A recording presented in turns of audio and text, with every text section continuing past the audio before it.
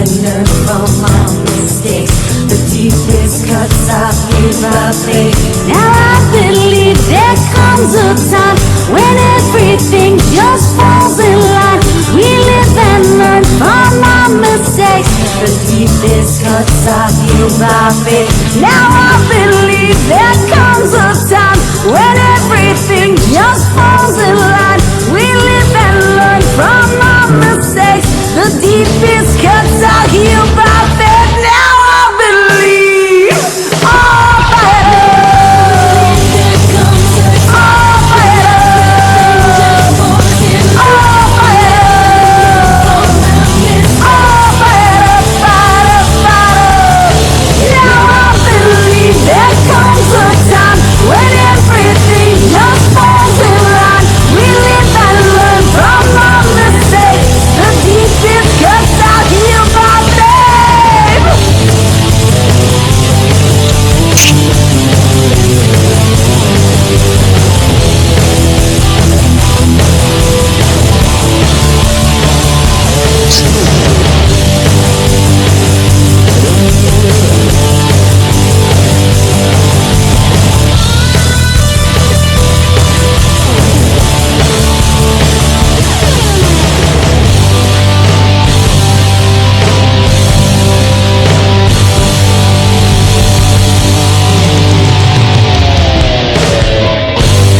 Hi, welcome to ReneMarie Stroke of Luck. I'm ReneMarie, and we're really honored to have the opportunity to come into your homes or your car, or if you're listening to us, not driving.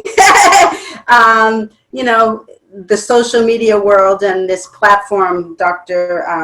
Ceonzo and I were just talking about, and Judy and Jim, of course, we're talking about the impact that this coronavirus has had on us. And although has been a pandemic, and the words can't even describe how tragic and devastating and horrific it has been, it also has had some blessings.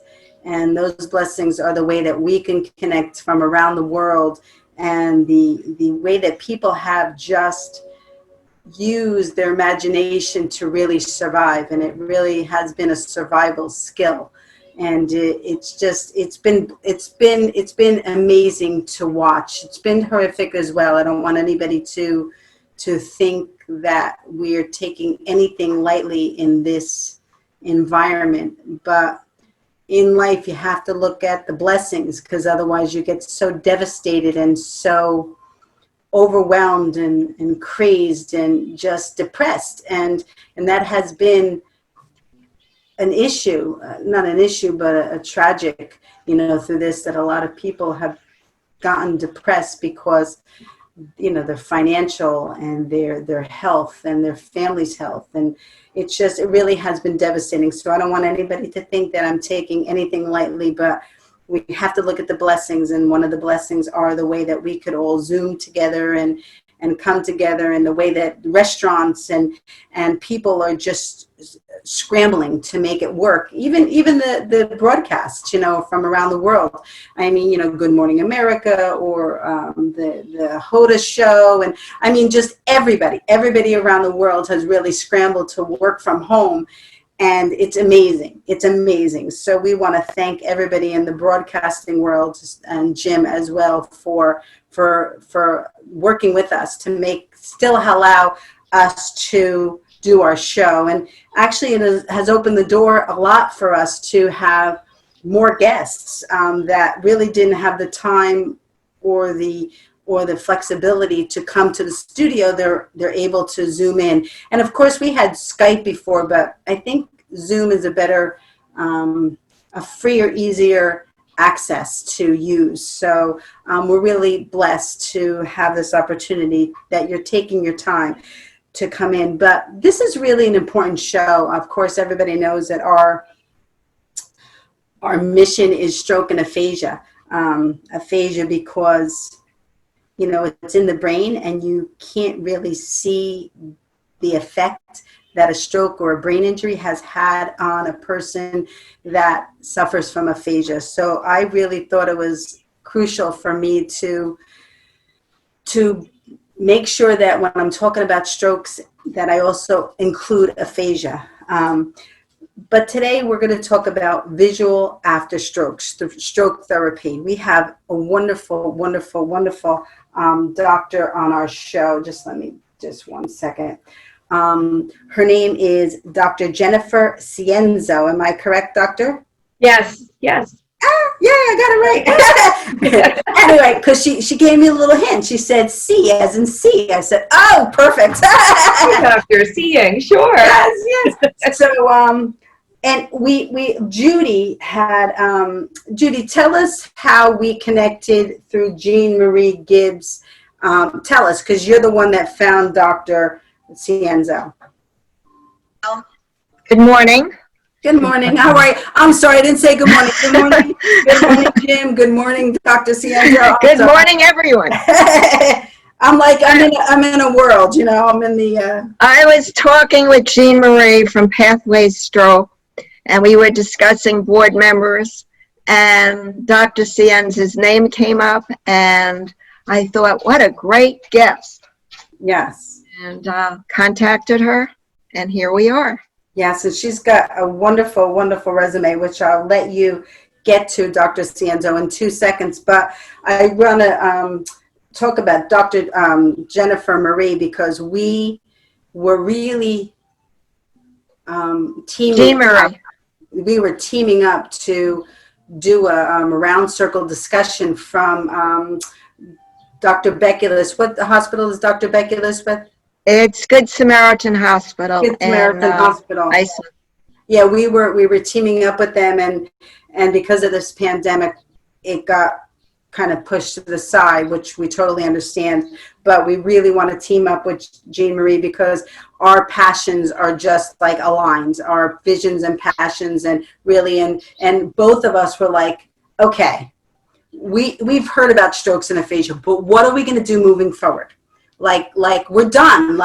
We know things take a long time, but the bottom line is people are getting sick, people are dying, and we're dying from getting strokes during this coronavirus.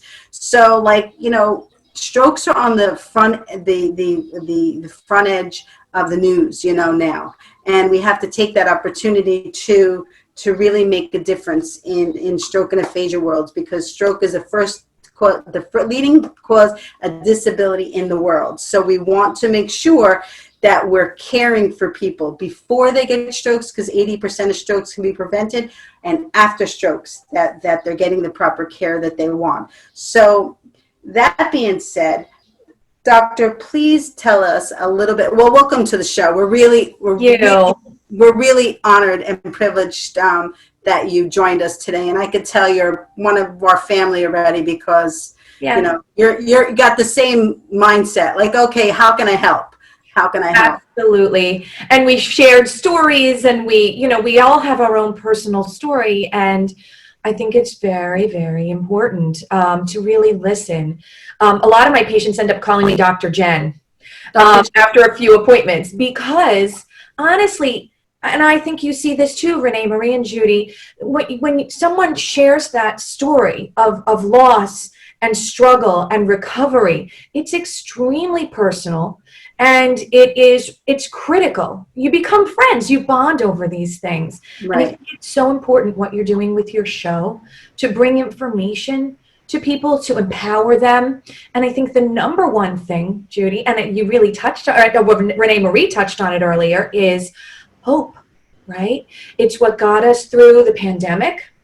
Well, at least through the quarantine, so far through the pandemic. And I think it's what really people who are suffering from any kind of disease, but particularly acquired brain injuries, you have to maintain hope. It's not even so much for the person that's going through it, but the family around them that are going to help that person get some sort of normalcy in their lives. And it's definitely not going to be the same normalcy as they've had in the past, but to have some sort of normalcy, you really have to surround the loved ones with hope around them. and they'll be able to support their loved ones going through it. And we were talking to when I had Dr. Beculus on the phone on the show one day, and Jason, I was really saying to them, my vision, the foundation's vision, is to really set up a support system for families that immediately, when their family suffered a stroke, so that we can, because I suffered a massive stroke, so I can go to them and I could say to them, look at me. You have to have hope that anything is possible. You have to have hope, and give them that hope from the onset, because they stand there and they don't know what happens. They don't know what to do. So I'm sorry to interrupt you, but that's, yeah. I agree wholeheartedly. I couldn't agree more. It's utterly critical that the patients maintain that, and that they have that support. I agree 100%.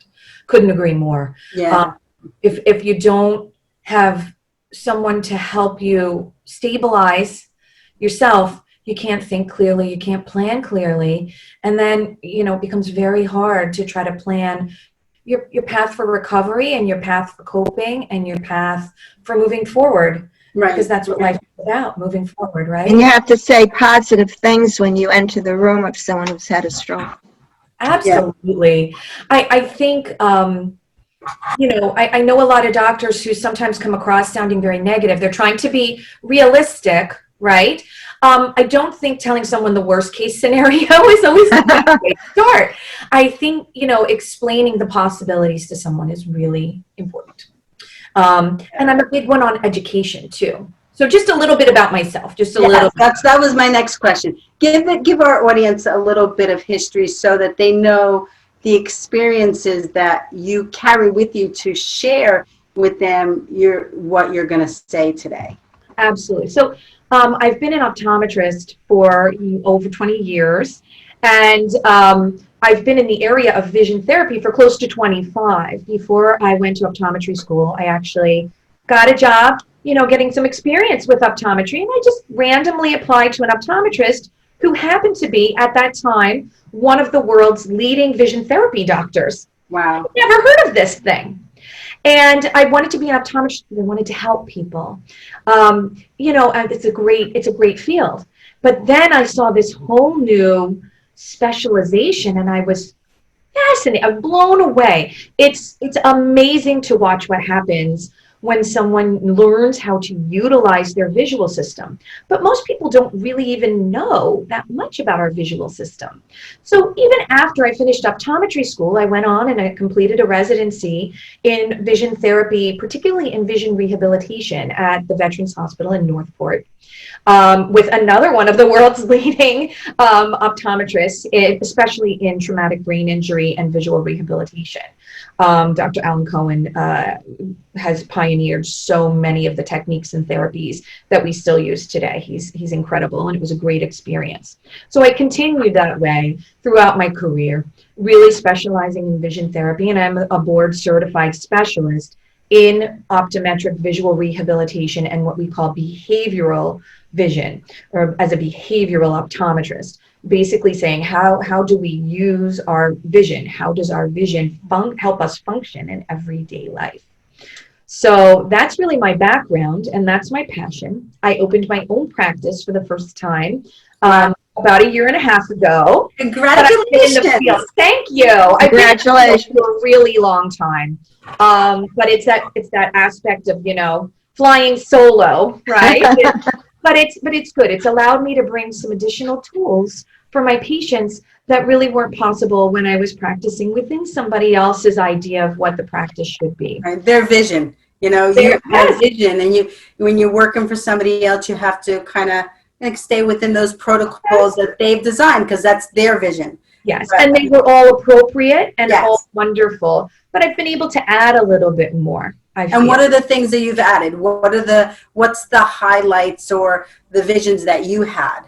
So one of the things that happens in my practice is when I I work directly one-on-one with my patients, not just in my exams, but also in the therapy that they do when they come in, and I teach them activities and exercises that they can do to actually improve the way they see and increase their visual efficiency. I really like that. There are tons of amazing therapy assistants out there who are also board certified as vision therapists. And I love them. They are so knowledgeable, but I love being able to spend all that one-on-one time with my patients. Right. I also added in a new modality of treatment that's really a very old modality of treatment, which is phototherapy. And this is starting to come into the forefront. For years, we've used phototherapy, say for if a baby had jaundice, you know how you're supposed to put them in the sunlight so they can heal and get better. Right. Right. And it's very effective. There are actually really specific wavelengths of light that can help traumatic brain injury survivors and acquired brain injury survivors.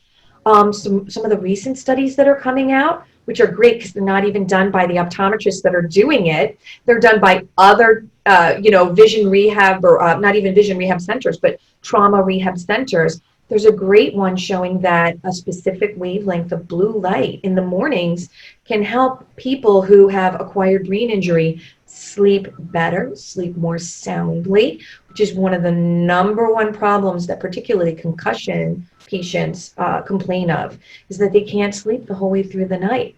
Their sleep-wake cycles are off because their brains are off. Their brains are creating the right chemicals to allow them to sleep and stay asleep. Is that why when someone suffers a brain injury, I don't think they do this so much with strokes, but specifically, or maybe they do, maybe we haven't investigated, and maybe this is something we should note, Judy, for the next show, another show, is I know that when people suffer brain injuries, they put them in a coma, not like an induced coma, so that their brain could rest, right? Yeah. Mm-hmm. So talk to us a little bit about that. Can you talk to us a little bit about that, why they do that? Because I mean, I would imagine that the vision has to do with, like you just said, the brain resting. As an optometrist, I'm certainly not the doctor who would ever be performing that type of procedure. However, that rest is really critical. After a brain injury, if we speak of strokes, if we stick with strokes, because they're all a little different, but they all have commonalities, right? So with strokes, you have the two kinds. You have the ischemic, where the brain you had a clot that stopped blood flow, and the brain was deprived of oxygen for a little while. And then you have the opposite one, hemorrhagic, where there was a bleed inside the brain, right? So that blood is very inflammatory to brain tissue. It's like poison. It's not good. And that's a big part of why they can be very devastating strokes, but as can ischemic strokes, right? Where the brain had a clot and they were deprived of oxygen. In both cases, you get a lot of inflammation. And at a subcellular level, when you slow down neurological processes, certainly not the ones needed to sustain life, like heartbeat and breathing, but when you slow those down, you give those cells a chance to recover, because as they're busy creating neurochemicals to do all the other things, like thinking, gee, what happened to me? Why is that blurry? I can't hear people. Where's my family? All these thoughts, your neurological cells, your brain cells are working. They're making chemicals. They're shooting them out to other brain cells that are catching them. You really want some of those processes to slow down, calm down, and let the healing happen. Our bodies really do have a tremendous capacity for healing, but we need those things to calm. Does that sort of answer your question? Yeah. Because when you were saying this is why I asked the question. I guess I should clarify, because one of my work during this my life is to find out how to bridge that gap between someone who suffered a stroke like myself, and I was able to fully come out of it. But how do we become our whole selves, or the new selves that we're supposed to, after we suffer a stroke? And I know how combobulated my brain was, that I couldn't grasp all that stuff. So how do we bridge that gap between those two entities, those two parts, so that's why I asked the question, because I'm trying to figure out like how to help people, how to explain to people how to get there, how to come up with this therapy or guidance or whatever. Yeah, so I'm sorry, I should have mentioned that to you. Oh, no. I think, I think that the critical thing, if someone has to be put into a coma, certainly they are already in really sort of an emergency state, in really a severe state of neurological distress. Yeah. But for patients who, have a little more control over their own situations, I would say, and I bet you realized this too in your recovery, the things that you do that are considered healthy in general are the things that are really healthy for your brain. So great nutrition, getting your veggies, eating, good proteins, good vegetables, eating great food, not junk food, Right. Getting that mild to moderate exercise, all the things that keep us healthy in general and keep our blood circulating and keep oxygen going to those cells so they can repair themselves are the number one things that you can do and should do, right? Yeah. I give that advice to all my patients, but it does definitely go outside of optometry, of my specialty area, but I do think they're important, and I think it's good to Yes.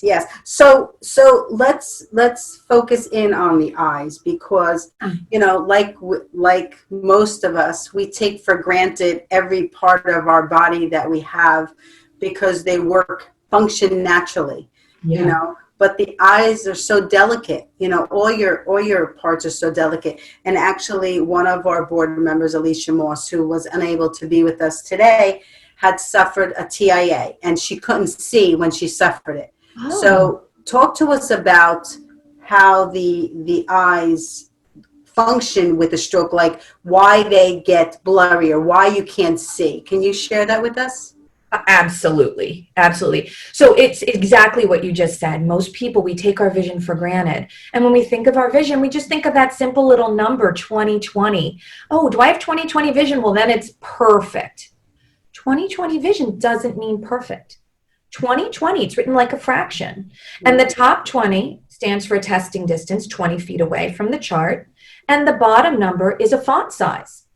So all that number tells somebody is if you can see a certain font size 20 feet away. But our vision functions and does so much more than just gets a letter clear 20 feet away. And any stroke survivor who's had that kind of hemifield, that loss of half of their visual field, as they can all tell you, I still have 20/20, but, well, the ones that had to have 20/20, but I still have 20/20, but this is terrible. I can't see anything to the right, or I can't see anything to the left. It's very difficult. It's important to understand that our vision is actually made up, the way we see the world. It's made up of multiple skills. One of my favorite quotes is by an eye doctor who's no longer with us, but he great quote. When vision is working well, it guides and it leads. When it's not working well, it interferes. We depend on our vision, right? All the time. But, try closing your eyes and walking through your house. Terrible, right? It's scary. You're grasping. You could do it, but you don't feel safe. You don't feel secure, and you're certainly slower, and you're not functioning nearly as well. Well, if our vision and our visual skills are impaired, we start to function less perfectly, certainly poorer than we should. Right. So those visual skills that I'm talking about, they're basically, our brain controls muscles that attach to our eyes. And they do a few essential skills. One of the skills they do is that they aim our eyes, right? Our eyes have to aim where we want to look, right? Or you don't see it nearly as clearly, okay? So that eye aiming is really very important, that tracking.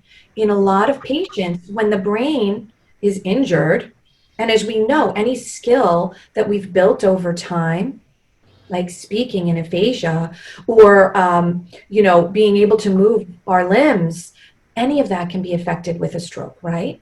So it's no different with being able to move the muscles and accurately aim our eyes.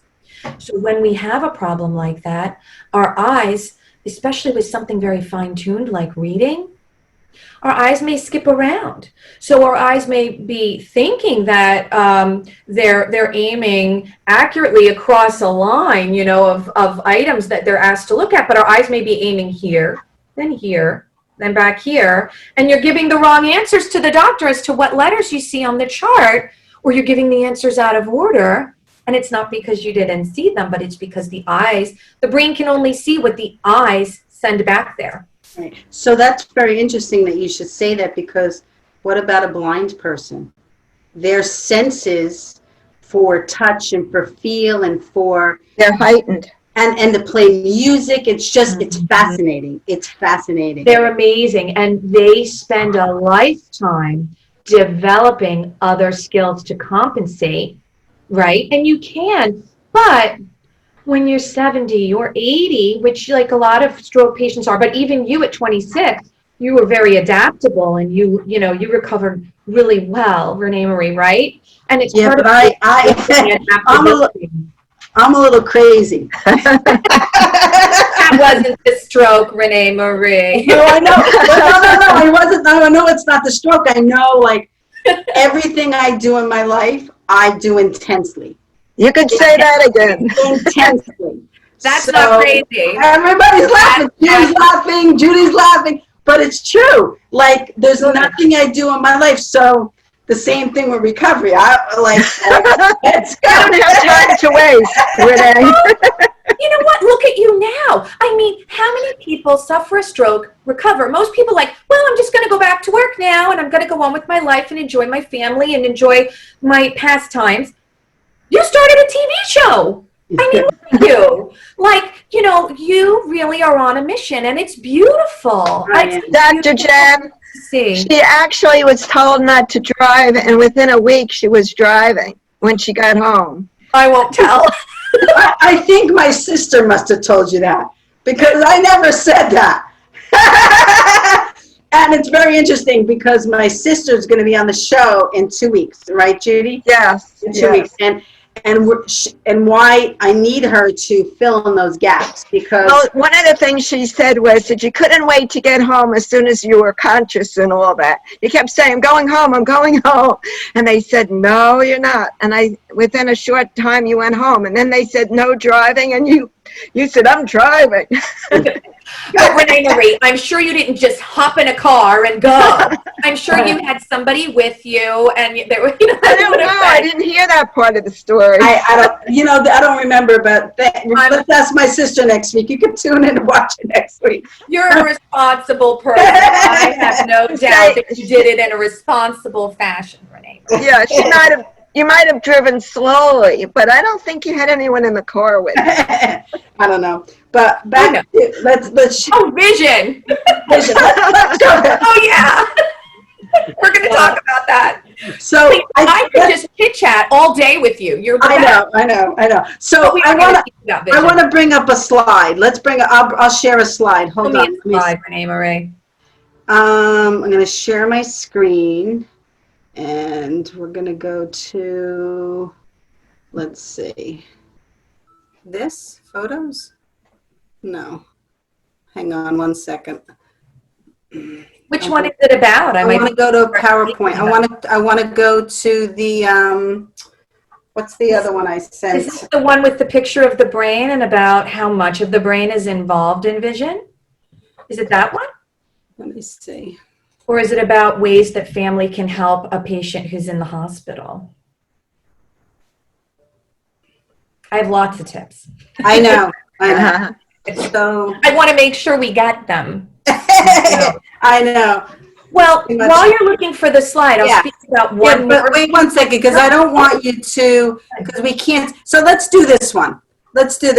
What family, can you see it? I do see it. What can family and friends do Yeah. But those recovering from strokes in the hospital with their eyes, so that their eyes are well, taken care of. Yeah.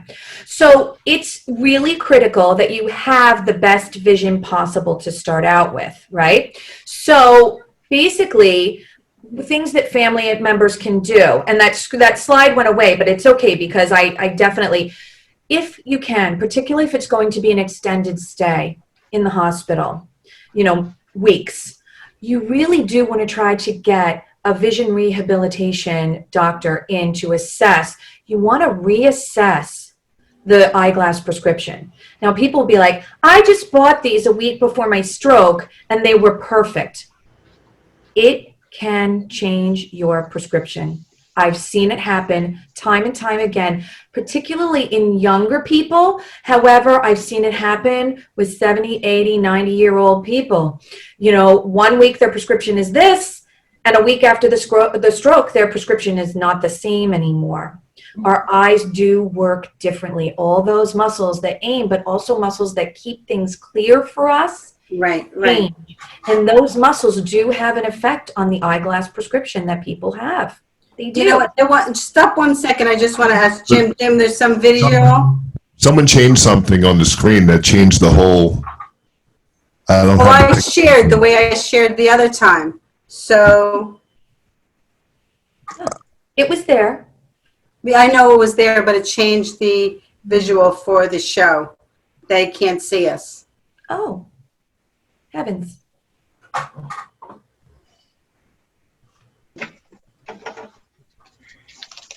I just want to make sure that everybody could. Yes, absolutely. I stopped sharing, Jim, though.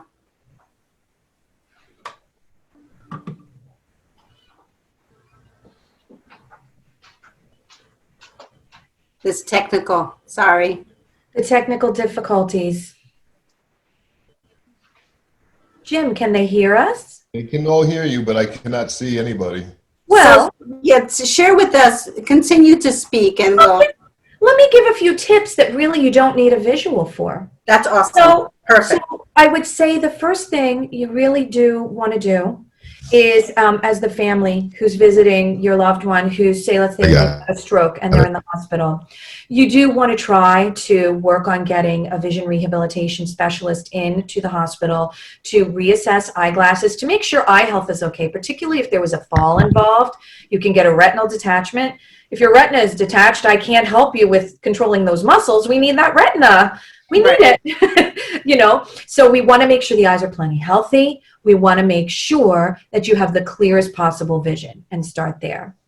There are also some special tests that really need to be done about peripheral vision to find out. And your neurologist will usually do that. Even some other rehab specialists, your OTs and PTs, can usually pick that up pretty quickly when they first meet you. But you want to find out, did the person lose any of their peripheral vision? That's really important because it's very, very difficult, especially when you're trying to get up and do your PT and you're walking again, when you can't see half of everything.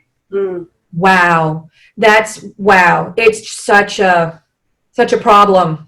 And really. it really emotionally affects you. It sure does. It affects you that, oh my God, I can't see normal. I mean, it's so intense. I'll tell you, with that kind of vision loss, when you lose, if half of what you see in the world is lost, about half my screen is blocked, right? Right. So when half of what you see in the world is lost, driving like that is really a problem. How do you check your rear view mirror when this is what your view is? Right. Head farther. If this is what your view is, how are you going to check your side mirror when you're merging onto a highway, or a child might be running after their ball into the street, even if you're just staying on local street? You do want to be super cautious. So I, as the doctor, have to really urge caution on those kind of things. And I know people want their independence back. I get it. And that I know wasn't your problem, ReneMarie. So I didn't have an eye problem. Thank goodness. Yeah. Visual problems interfere with everyday life so much. It's tremendous. So still back in the hospital. So get a check on the glasses, get a check on that peripheral vision. You want to get a check on how the eyes are moving. Can they move in all directions? Right. Another thing you want to do is the family member. If the patient did have glasses, at least get them into the hospital. And let's say the patient had one pair that they used for driving and a whole different pair that they would put on for reading the newspaper. Label those pairs appropriately. Good idea. Because if the person just says, I have glasses, which is what most of us say. Right, right. You don't know what they're And the for. PT is like, oh, I'm going to, and wisely, well, I want them to have the clearest vision. Because PTs do know some, they've spoken with, we're all speaking, all us rehabilitation specialists, we're all learning from one another. It's super. It's amazing. And they'll be like, whoa, I want them to have the clearest vision. I know that. I've heard that many times. So they'll say, put on your glasses and let's go walking. But if your glasses are designed for reading the newspaper, they're going to make everything blurry while you're out trying to grab onto that walker or those handrails in the PT room. That's not a good thing.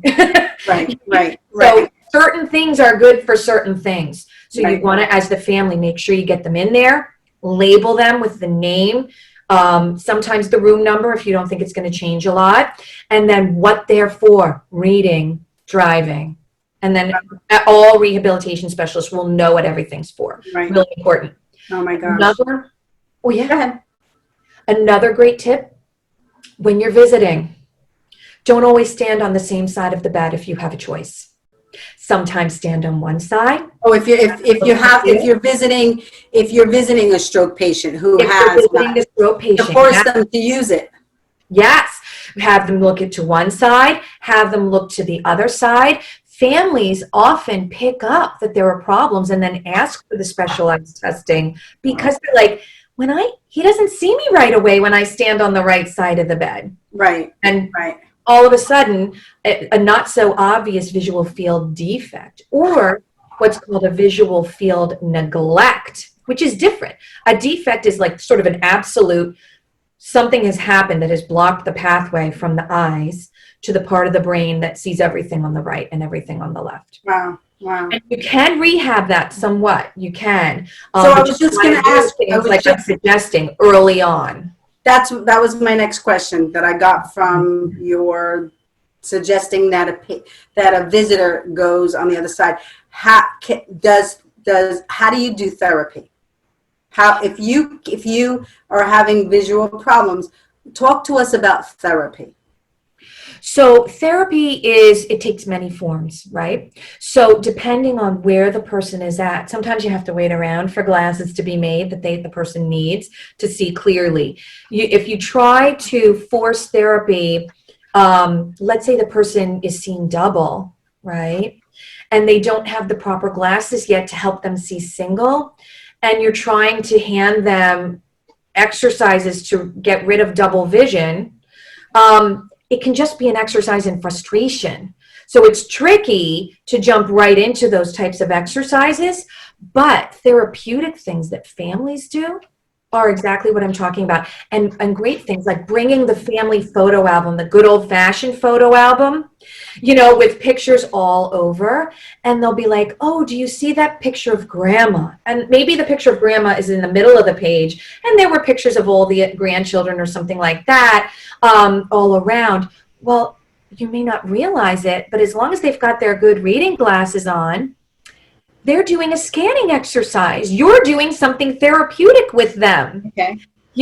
So, and plus, like we talk about hope, that's what most people hope for when you're really ill and you're really in a bad place, and you're not well and you're stuck in the hospital. Your family and your friends are what give you hope. You want to get back to that. So these are great things on a psychological level, but also on a vision level. Right. So, That's true. We should all work on, and I talk about the families a lot because they're such the key to recovery. yes. They're a key, family and friends are the key to recovery in any single portion of illness.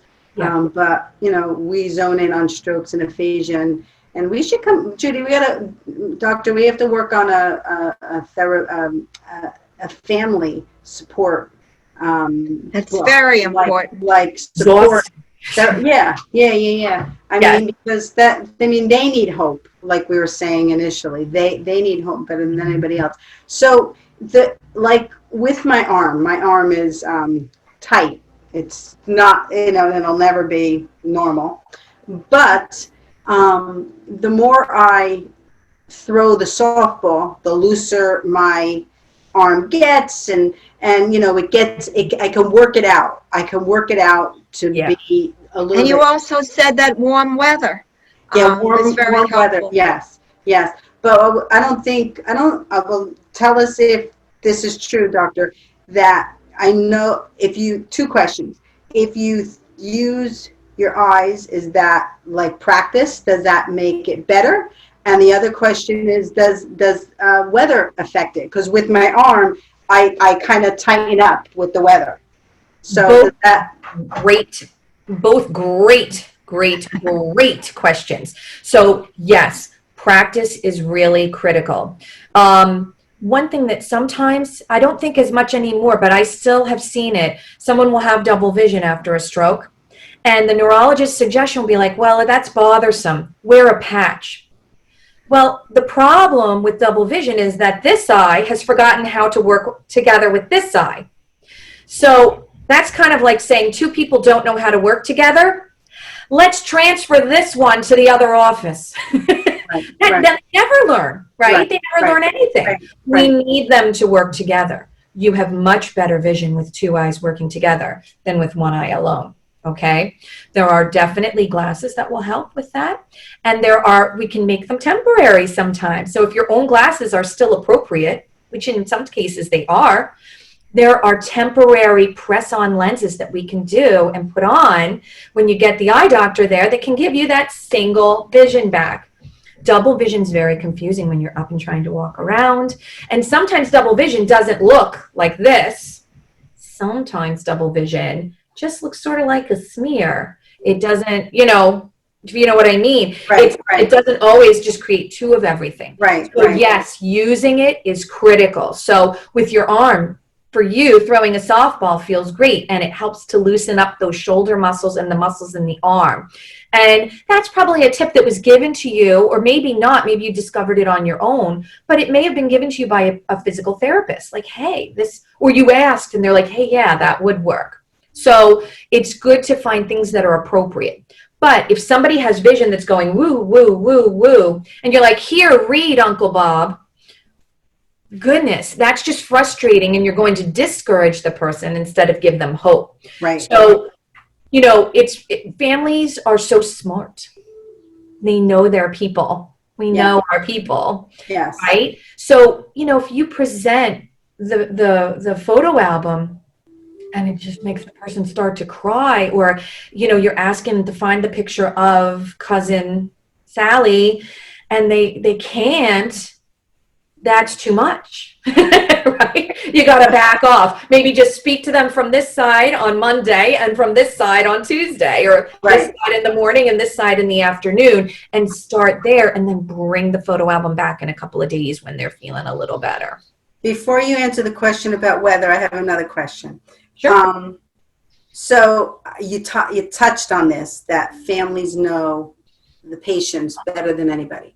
So, and I love the philosophy of hospitals now, where they're involving the families in the recovery, because it's really an important tool, because that family helps the family. Like my father was in ICU for 2 weeks. Wow. And they allowed me to stay by his bedside for 24 hours a day. And we didn't, because we had to take breaks. But they allowed the family, the close family, to be around his bed 24 hours a day.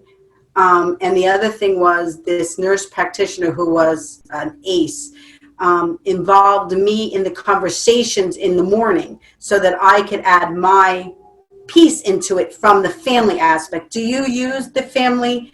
Do you talk to the families at all? It's critical. Yes, absolutely. Families are the best observers. Sometimes the patients themselves don't realize some of the things that are trouble or that are problematic, particularly in a case, say, like a problem called visual neglect. The person forgot, their brain forgot about one entire side of the world. So they don't even realize there's a problem, the patient themselves. It's the family members who are the ones who are informing me and then helping guide what I suggest. There's this, I have a great book for you. I have chills just thinking about it. I read this book decades ago, I feel like. It's called Into the Blue. Now, there are a lot of books titled Into the Blue. This book in particular, it's a father's journey, or a daughter's journey and a father's recovery. And it is about an adult man who had a stroke. He was a pilot, a ranch owner out in the West. And if you know anything about those places, you're hours away from anybody. Yes. So he's very isolated on his ranch. And this woman who wrote the book and her sister took turns visiting him for several weeks at a time. And they created their own therapies for their father's recovery. And it's one thing, they take away your pilot's license. He had a visual field defect. They take away your pilot's license and you have to re-earn it back. Yeah. You have to prove that you can get it back. Right. He regained his pilot's license. All the therapies that they created for him. Yes, they had specialists coming in, but they created their own therapies based on knowing their dad, knowing what he wanted out of life, not being satisfied. And it took them months and months and months and months and months of doing this. Very dedicated family. Dr. Jen, what was the title again? Into the Blue. And I'm not sure about the subtitle, but I know it's sort of something like A Daughter's Journey and a Father's Recovery. We should try to get them on the show, Judy. You should. A daughter's journey and a father's recovery. Yes, and I can't remember the name of the author. That's okay, we'll find it. And then will you come back on and have a conversation? Will you come back on and be a guest while we have them on? I would love to. I've never actually spoken to the author. It would be wonderful. I'm so impressed by her. Like, what they did for their father is nothing short of miraculous. Yeah. It's beautiful, you know. And it relates to what happened with me because it was a daughter's journey and my dad's hemorrhagic stroke. Yes. And the period of time was 3 years and 3 months. Yeah. I tell you. So I definitely want to read it and get through it. You are the family there. You are the people who are making sure you're getting the best care. You know what things bother them the most. So, different people are just different. So people come to me with goals. I can't assume what their goals are. For some people, the number one goal is just walking. They really don't care if they never read again, but walking. I just want to be able to walk around and not bump into walls or things like this, right? Other people don't care if they never walk again, but they have to read. They live to read, and the words and the print are mixing around. And I have actually a fantastic demonstration that it was put together by another optometrist, a colleague of mine in Michigan, that I could show if I can screen share. Jim, can she screen share? Can she screen share? No, not really. Right? It's okay. So I actually have a demonstration I can show you that's similar. Do me a favor though, when we get off, share it on my Facebook page. Oh, great idea. Yes, I have a group called Wow Vision Therapy. They're wonderful. Okay. They're wonderful. Go ahead, share it with us though. Great demos on their website. I love them. But I'll show you the one that I have. So, a lot of people don't realize that our right eye and our left eye have completely separate pictures of the world. I was going to ask that question. That was another question. That's true. Because I know both sides of your brain do different things. So I wanted to ask you, do both your eyes do? You're so smart, Dr. Jen. Thank you. You are too, my dear. Well, okay. So let's say if this were your right eye's picture of a book that you wanted to read. I know you can't see the print probably because it's a little small. And let's say this is your left eye's picture. Now, when our two eyes are aiming well together, let me get it lined up, ladies and gentlemen. When your two eyes are aiming well together, the two pictures overlap perfectly and you get nice, clear text. You see that?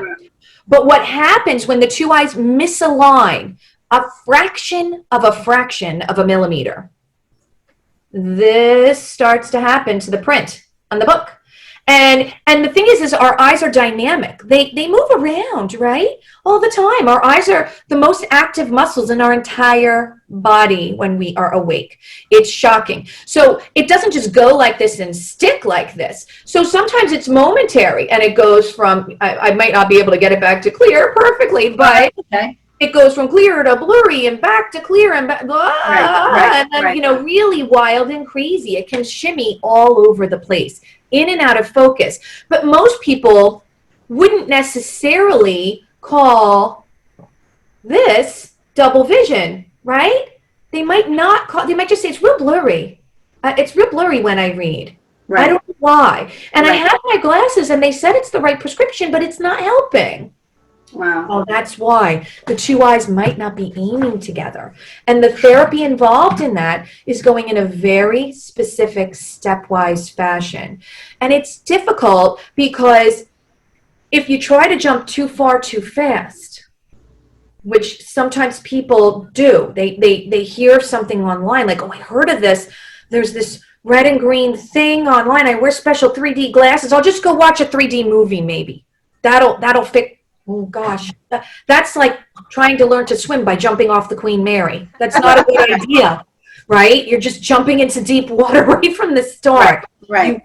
That's what therapy really does, by the way. Everyone should know this. What does it do? A great therapist figures out where you are, knows where you want to go, realizes you can't jump from A to Z, and they break it down. Let's go from A to B.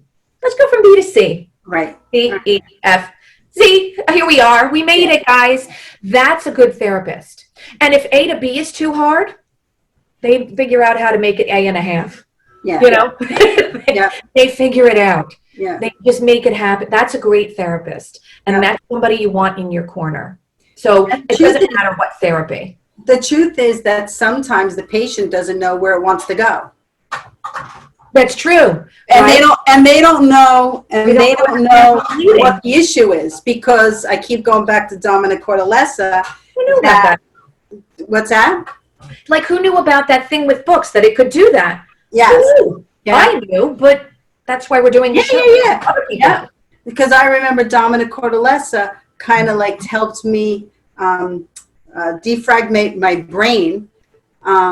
And he didn't know he was doing it, and I didn't know. Eventually, he got on to that. He was helping me to get tools in my belt of how to navigate through my brain injury. Yeah. Because like people would talk to me, and I'd look at them, especially when I was tired, and I didn't understand like what they were saying. So one of the tools he gave me, and I keep saying this all the time, but I will until I'm blue in the face, because it's important. It's important. It is. It's important for people to understand you don't have to deal with it right then. You could say to them, you know what, I'll get back to you. Or let's revisit this tomorrow. I'm not thinking too clear today. You know, and one of the things that he always said to me was, speak from your heart. If you speak from your heart, people will trust you, and they'll help you, and they'll come back to you tomorrow. Yes. So, you know, so my point is that I didn't know that I had that difficulty until he kind of saw it in me, and he helped me to gauge through it. So the same thing with, you know, visions, you know, sometimes you don't know, you want to go to Z, you don't know you're even at A, you know, you don't even know. ReneMarie, I have a great demo to explain to people what you're talking about. And it's about visual perception, meaning how our brains understand what we even see. So I love this demonstration. Somebody did it to me. And again, this is what therapy does, right? So I have this picture. It's a photograph. What is it? Don't know. I don't know. Right? Okay, I'm going to try to make it easier, okay? I'm going to make it easier by turning it. Can you tell what it is? No. No, right? But it is a photograph, ladies. It really is. It looks like trees or something on the right. Yeah, I thought it was a turtle, right? But it's not a turtle. Not a turtle. Yeah, I don't know. Okay, I couldn't figure it out either. They eventually had to tell me, so don't feel bad, anybody. Now, I'm going to show you. I have as much schooling as you. I've been through a billion years of school. It didn't matter. It's if you can't, until you get that moment when brain cell A connects with brain cell B and it clicks, we call it the aha moment. That's the moment that the patient learned or relearned something really critical, right? So, what if I show you this way? Can you tell what that's supposed to be yet, now that I outlined it? It looks like a cow or a... Correct, Judy. It's a terrible photograph, a grainy photograph of a cow. That's and a here's cow's his face. snout, and here's his eyeball, and here's his little black His ears. face, and his big long nose, and the shadowy side, and his other eyeball, and his other ear, or her. We're not friends, so I don't know. But yeah, until somebody shows you something in the way that you needed it so that you could make that moment, you're not going to get it. And me just telling you, you should know this. It's an animal you've known about since you were 2. You know what it is. You know what it, me just hitting you over the head with this board, it's nothing but frustrating. It's frustrating. And demoralizing. No. And the other thing that Dominic And negative. Another thing that Dominic did that I'm putting in my book and I'm trying to share with people is exactly what you said. Mm-hmm. He didn't push me.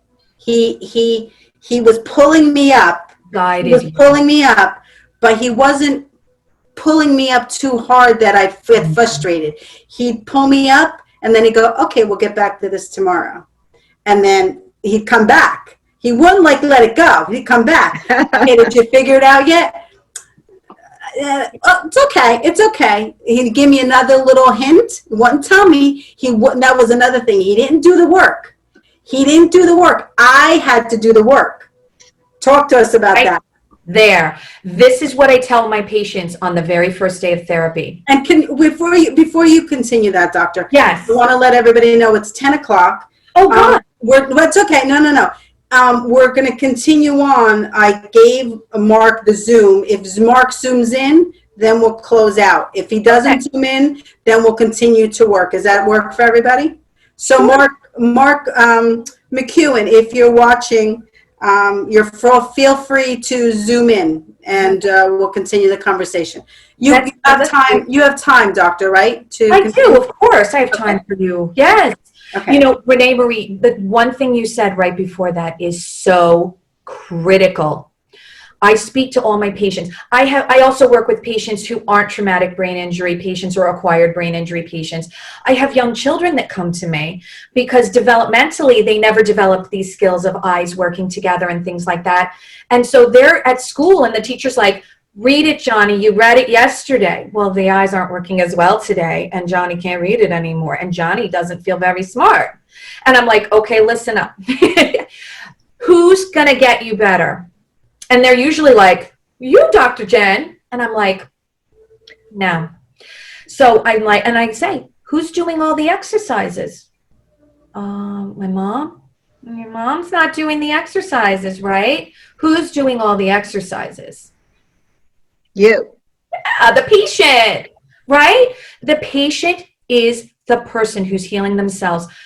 I'm just the guide. Very much like you said, ReneMarie. Dominic he was your guide. He was your guide. He helped you know how big of a jump to make and when.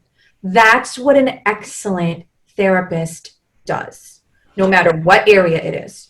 And what another key, and I'm sure you do this, is he always had my back. He never let it go. I always knew that no matter what I did good, I did bad, I did indifferent, he was there. He was there. We were going to go through this together. And he was going to help me to understand the broader pictures that I can share that with everybody. and to share with people that these are the tools that you really do need in your belt. So I'm sure that you are the same way. You're very engaged in your patients. Absolutely. I am in your corner. And I think every really great vision therapy doc I know is exactly the same way, no matter how they structure their practice, whether they're individually in the therapy room or they're not. Nobody picks this line of work because they don't care. Everybody picks this line of work because we care. It is a vocation. It is a devotion. And it makes such, there's a little saying that we like to use in our community: vision therapy changes lives. And it does, because if we go back to that quote that I love so much, when vision is working well, it guides and it leads. And when it's not working well, it interferes. And oftentimes my patients, especially acquired brain injury patients, kind of blame themselves, because when they can't read anymore, they're like, I'm just not smart anymore, I guess. They start to get down on themselves sometimes. And I'm like, no. It's a bunch of cells that aren't doing what you just told them to do. And they always did it for you before the stroke, and now they're not. So that's okay. We're going to retrain them. We have this amazing thing called neuroplasticity. Our brains are malleable. They're changeable. And they used to think that they weren't changeable after like age 2 or age 5. Right. And then the age kept changing. Guess what? They found out they're malleable and changeable all throughout our lives now. So nobody should be discouraged. Not somebody who's 26, not somebody who's 106. Right. Everything is changeable. Yeah. And I've seen patients, sure, we get great and fast improvement in the first 6 months after a stroke, but I've seen patients improve things. And ones I've worked with, and I've read other case studies, 5 years, 8 years, 10 years, 20 years after a neurological incident, you can still improve. Yeah, that is another key to my recovery, which continues every day. Of course. It continues every day. But like we were saying before, I have to engage in it. I have to be the one wanting and willing to grow and develop and to improve myself. It doesn't matter my age. I'm 57 now. It doesn't matter. I'm not willing to say I'm at my peak. No, I'm not at my peak. I'm still growing and recovering from. And the other thing is, people have said to me, don't call it your stroke. Don't hold on to it, which I actually find, well, there's two philosophies to that. And I understand one side. One side is you don't want to give in to the stroke. You don't want to give in that this is your life now. The life is determined. Your stroke is making you who you are. It's not. It's only a part of your stroke. But to me, it was such an important eye-opening tool and experience that I experienced it. I want to hold on. I want to make sure that I always remember what happened so that I could use what I've learned and better the world for it. That's why, I understand both philosophies. That's why you rock, ReneMarie. What's that? That's why you rock, ReneMarie. That's great. I love this show. Yeah, thank you. It is. You've taken something difficult and you've turned it into a real opportunity to help and to encourage and spread the love. Yeah, that's exactly what we try to do. We try to spread the love. Jim, could you do me a favor? Could you put up the visual integration video slide that you have? Can you put it where your photo is supposed to be? Yep, it's on the first page right now. No, that says visual after stroke. There's another one that I sent you. It's got a brain on it. Shit. That's okay. Take your time. We have plenty of time. So, so talk to us about the visual integration, Dr. Jen. So a lot of people don't realize how much of our brains process visual information. They think there's an eyeball and they just shoot it all the way to the back. And so you got a little tiny spot in the back and you got an eyeball and that's it. Wrong. Okay. Basically, your eyes capture information, right? We talked about they need to be efficient in the way they do that, or you can get terrible images, and your brain can't process terrible images that are half missing or, sliding around or, being viewed out of order. That's a pretty important part. But once all that information does go all the way to the back, your brain immediately sends that information forward. So a lot of people who suffer from these problems of visual agnosias, agnosia meaning not knowing and not understanding something that they used to understand, that's because when the brain is sending the visual information back to other areas, it's not moving through. It's not getting through. Oh, look! Mr. Mark McEwen! Hey, hello, good morning. Good morning, Mark. You sounded great. Keep going, keep going. You know what? I think this show we're going to do a little bit different. If everybody doesn't mind, can we combine both shows? Well, I could stay on for a little while longer. I'm sure Mark has plenty to say. Yeah, hi, Mark. Yes, it's very exciting. I got nothing to say. So I doubt that. So what we're not going to do is we're not going to close out. That's what I'm saying. Because we usually close out of one show, then stop it and go back in. But we're just going to slide right through it. We're going to slide right through. That's the magic of Zoom. Yes, Isn't that great? Nobody has to get off the set. Before Zoom. Well, I know. We had a problem with Skype. Remember, Mark? Our problem with Skype. We couldn't figure it out. So I'm very excited that Zoom worked with you. So let Dr. Jen finish what you were talking about. Oh, no, I was just talking about visual agnosias that, and we talked about that sort of inflammation and those processes that sort of block the cells from sending the signals the way they want to. So with our brains, it goes from the eyes, it goes to the back of the brain, and then it gets shuttled into all these different areas, including like even all the way back up to the front of the brain, in order to be able to make conscious, accurate eye movements like we do, what they call tracking when we read. The frontal eye fields are responsible. So all the way through, just for visual perception and being able to name objects that you see. So not that aphasia is a visual problem, but vision sends information to those language centers, or else the language centers wouldn't be able to figure out the words for them. They have to know what the brain saw first. If you see a cat walking in front of you, the speech centers have the word cat, and they're just waiting to send it out there.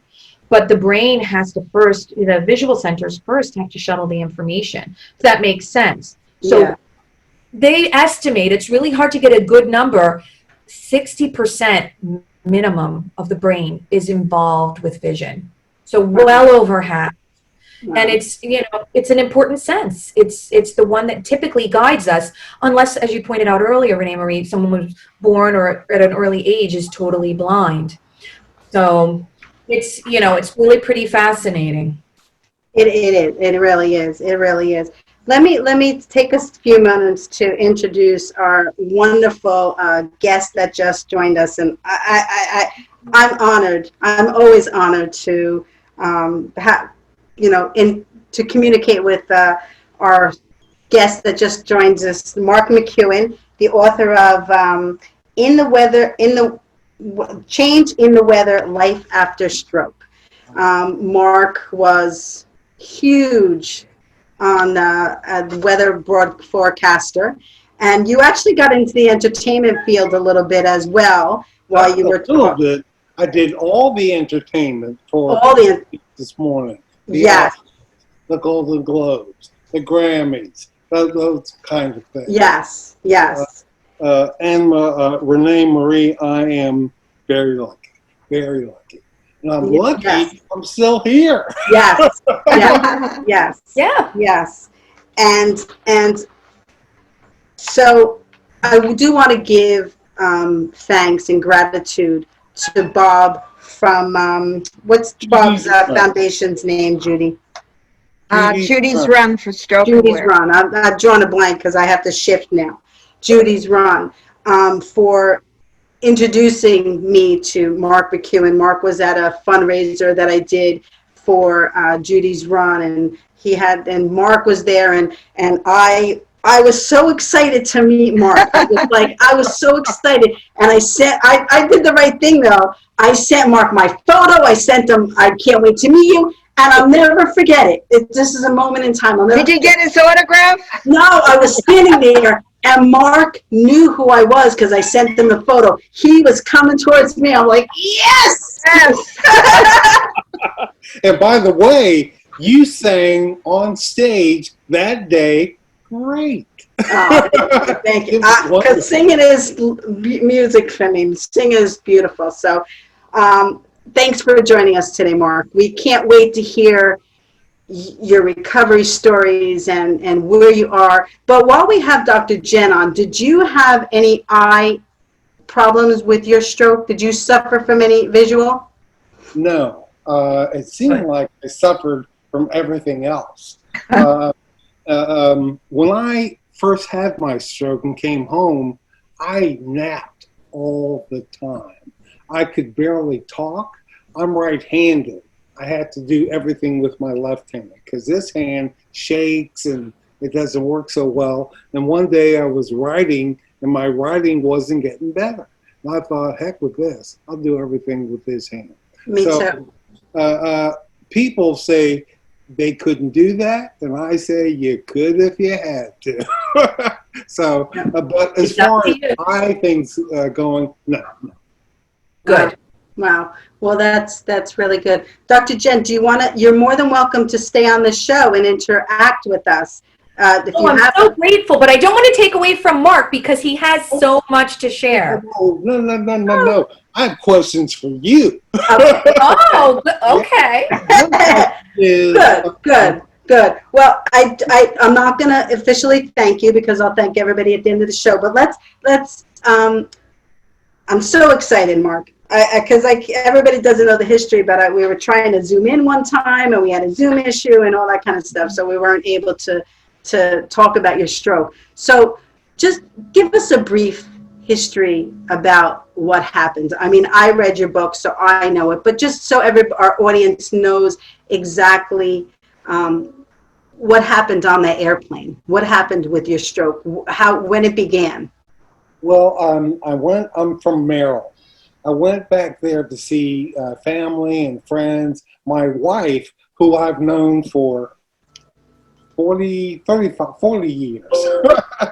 She went to my high school, so she's from Maryland as well. So I went there, and as I came back, flying back, I went through the X-ray machines at the airport, DWI, and didn't feel quite right.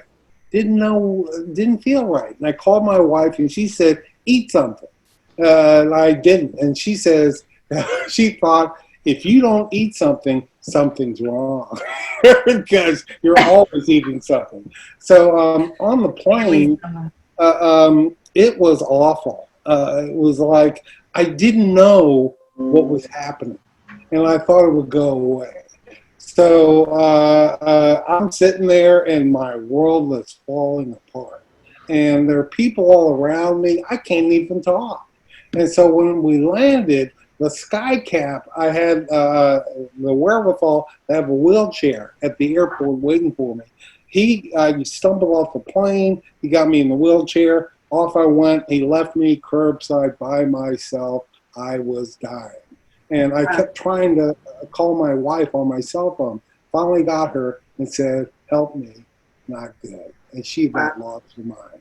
And so that's how from there I went to the hospital. I was in a coma for 2 days, intensive care for a week, hospital for a month, rehab for a year. And what was the diagnosis, Mark? Do you know what the diagnosis was? Yes. Because if you ask me about my stroke, I don't know what my diagnos was. So. It's early. Ischemic stroke is what I had. Ischemic stroke. I didn't help. I launched Eliquis for Pfizer. I take a blood thinner.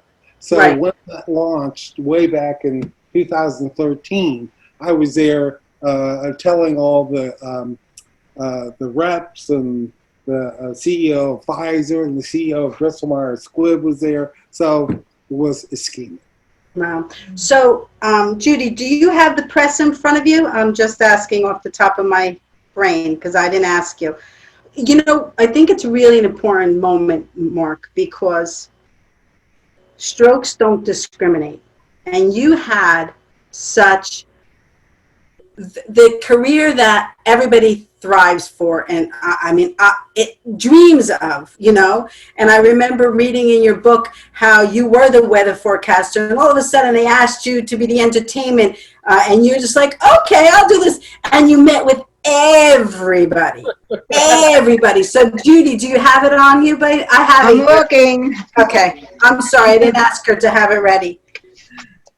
Because I want to give everybody a sight into your life of how. But I can already tell Mark's that kind of guy. Mark, can you just, take over the show? Sure. I can keep everybody in stitches. I know. I bet you can. I was just. Judy, I have it if you don't. I have It's on my desk. I would have to get up to get it. You want to go get it? Would you rather read it or do you want me to read it? Well, let's see. I'm going to have to go take a look. I'll read it. Unless you want to read it. I'll read it. Previously, Mark was a CBS journalist and popular television news personality who served for many years in a variety of high-profile positions, including anchoring CBS This Morning and serving as entertainment reporter for The Early Show. He was also a correspondent on the CBS News show 48 Hours. Mark has interviewed many prominent newsmakers, including 5 presidents: Bill Clinton, George H.W. Bush, George Ford, Jimmy Carter, Richard Nixon. He also interviewed Steven Spielberg, Sidney Poitier, Paul Newman, Stevie Wonder, Garth Brooks, David Letterman, Julia Roberts, Denzel Washington, Tom Hanks, Muhammad Ali, Leonardo DiCaprio, and many others. So, Mark, I'm sure you can add. He's sitting back because he's like, but I think it's a really important moment, and this is always why I wanted to have you on the show. Aside from loving you, is that it just doesn't discriminate. In how much fame or how much money you have or your religion or your color. It does not discriminate. It affects every single person when it wants to, when it has the opportunity to do that. Well, they'll know this. The percentages can work in your favor to not have one. Exercise, eating correctly, losing weight, and all that. You can do all that, and every now and again, stroke sneaks through that. And every stroke is like a snowflake. They're different. And so I tell people, but in life, when you get knocked down, you can't just turn around and go home. Can't do that. You have to put up your fists and fight back. And now I'm saying what I said in my TED Talk, but as far as I know, you're here one time.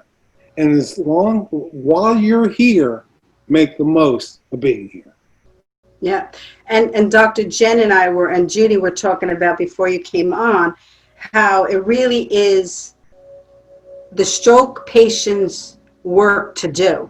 We have to put up our fighting arms and fight for ourselves, because you can't do it for me. Like with Dr. Jen, she can't do the eye therapy for a patient. It's not going to help her, you know. So it really is important. And I believe I read in your book that your wife was your advocate. Yeah. Was she your advocate, Mark? She saved my life. I don't know all the people if you're married or not, but being married, sometimes is hard work, and sometimes it's easy peasy. And so you have to ride the waves. But when I was just like weak as a kitten, there she was, and saved my life, and kept pushing me to kind of read aloud and write and do exercise and all that. When you have someone like that, that's really, really great. And I always say the wedding vows, we all took them for better or for worse. For better is pretty easy. For worse is a bit harder. And we had for worse. She didn't go anywhere. Wow. That's amazing. She's a wonderful person. And is she around? She's still sleeping. Oh. That's good. Tell her to rest. Rest is really important. Another tool we were saying before. But we would love to meet her one day. We would love to have you both on, to have the caregivers Version of what happened. Of it. Actually, my sister's coming on, and my stroke was over 30 years ago, and I'm writing my another book called Extra Inning, because this is the extra inning in my life. And it's going to be a movie. You could be in it, Mark, if you like. I'm terrible. Get out of here. You're not terrible. Anyway, but my sister's coming on to really fill in some of the gaps, because I really don't remember the technical medical side of it. I have no idea about that. I'm not a doctor. I have no idea about that. So she's coming on, and I would love to hear your wife's side of the struggles that she had to deal with, and who was her support system, because we were talking about it before, is we want to build a team of supporters around families that their loved one just goes into the hospital. Who's supporting them? They're only hearing from the doctors, but who is supporting them to say, look at you, Mark, look at me. We suffered a stroke. Yes, your normal will never be the same, but it will be a normal. It will be a normal. So, I found out later that the doctor, when I was in my coma, he said, we have this new procedure. You can raise the blood pressure, but it'll either save him or kill him. Oh my God. Yeah. And he said, you have to make that decision. And she was just nuts. My wife is my sister's best friend. So my sister was here with her. And she said, okay, let's try it. Save my life. If it had gone differently, I wouldn't be here. But, I watch Jeopardy, I read newspapers, I read books. I like knowing things. After the stroke, I couldn't do any of that. It was just too much. How long did it take you to recover? Am I recovered? I was just going to say that. Recovered. I'm still recovering. Exactly. What's funny? I'll answer your question in a second. But I'll meet people and they find out I've had a stroke, and they say, "You'd never know." And I think, I know. Yes. I always know. Right. It took a while. At first, I was moving real slow, talking real slow, and my voice was high. Hi, how are you? And my dad was like, "Oh, this is terrible." But my voice slowly came down, and I can move, but I call it stroke residue. Part of the residue of my stroke, if I turn too fast, equilibrium. Well, it'll make me, if I learned, I don't do this anymore, but sit-ups, if I lie flat, it's terrible. It's like I'm having another stroke. And I thought I was. I don't do that anymore. And but little things. I can't throw with my right hand. I have twins. They're not 16, but I threw to them with my left hand. Exercise. I can't run like I used to, but I can walk. I always say moving You don't have to join a gym to get exercise and get past the stroke. Go for a walk. A neighborhood, birds chirping, neighbors and all that. Walk down to the end of the house. Then walk down to the end of the house and over to the street. Then walk from the street over there. So that's how you do it. But you have to keep moving. You have to keep moving. You have to keep exercising.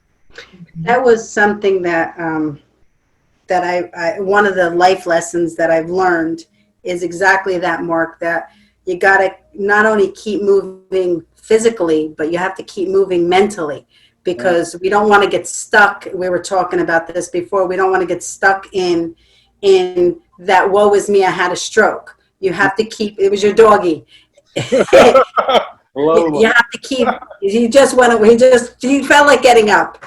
You have to keep your mind moving. And over the years, I used to be stuck in that. I don't know if it's depression. I don't know what depression is. My sister believed I was depressed, but it was this fear. I think it was more fear than it was depression. And I guess maybe they're the same. But in my mind, I would be fearful. So one of the tools that I've learned is just to get up and go and do something. Do something. Don't get caught up. And you never stop, Renee. Yeah. And don't get caught up in oh my God, what's going to happen? Am I doing it right? Am I not doing it right? You know, just get up, move. And that's really one of the keys to. Renee, what you find out is everyone has something. Yes. And you think you're the only one. When you have a stroke and you watch the world go by and you want the world to stop because it doesn't work that way. But I found out that everyone is dealing with something. Everyone has had something. And so when you realize that, it makes it easier to kind of tell them about what you've been through and tell them, don't give up, don't give up. Wow. You know, one of the things that we always loved about you was that you would interview people and you would get their story out. And isn't it interesting that now it's time to tell your story? You know, I usually interview. I'm not a person who gets interviewed. So you were not a person that got interviewed. Turnabout is fair play. Yeah. So it's very interesting that now, you have to do that. So I remember our last conversation that, you were trying to get back into now I know you have a new show, All Things Men, which I want to talk about in a few minutes, but you had another show in Orlando. Yeah. What was your other show that you were doing? What has your steps been? All I wanted to do, Renee, was get back on TV. That's all I wanted to do. That's what I did. And unfortunately, my voice is not exactly the same as it was. And so local news is different from national news. Local news is my baby's in that burning building. And it's all shootings and accidents and blah, blah, blah. National news is more, you have a news reader, but it's more interviews. You talk to George Stephanopoulos. You talk to Steven Spielberg. So I did a thing called McEwen's Mark, which was focusing on good things, good news. You hear all the bad news all over the place, but there's good news out there. I like good news. True. So I did that for a while, and then I sat. And then last year, it's a new national cable network called the Black News Channel. Yeah. I met the guy, and they wanted me to do health drop-ins because of my stroke. I really didn't want to do that. I said, what I do is celebrity interviews. he said, well, we can't do that. We don't have that in the budget yet. And so then he hired me. And I said to him, why don't we just do health? I can get you Whoopi. He said, no. And so then when I signed the contract, he changed it to all things men. And everything that affected men. And I said, I took that as the name of my show. It launched in February, and we're in the middle of this twilight zone. And so I had done 5 interviews. I'm in Orlando. I had to drive to Tallahassee. They built this brand new studio. And the reason it's in Tallahassee, that's right next to Florida A&M University. And so they use a lot of their people. And so, but then he said, because the virus is taking off, we're going to have you in reruns for a while. So you don't have to come up here. That was maybe 4 or 5 weeks. And then I get a phone call. We're going to make some changes to your show. And I thought, here comes, they're going to fire me. No. They're going to fire me. But the change was Zoom. And Zoom opened up a whole new pool of people for me, because you don't have to get a plane ticket, get 2 crews, a hotel room, or rent a car to go out to LA. Yeah. You can have them sitting in their house in their underwear. You can talk to them that way. And the viewers are used to seeing this. We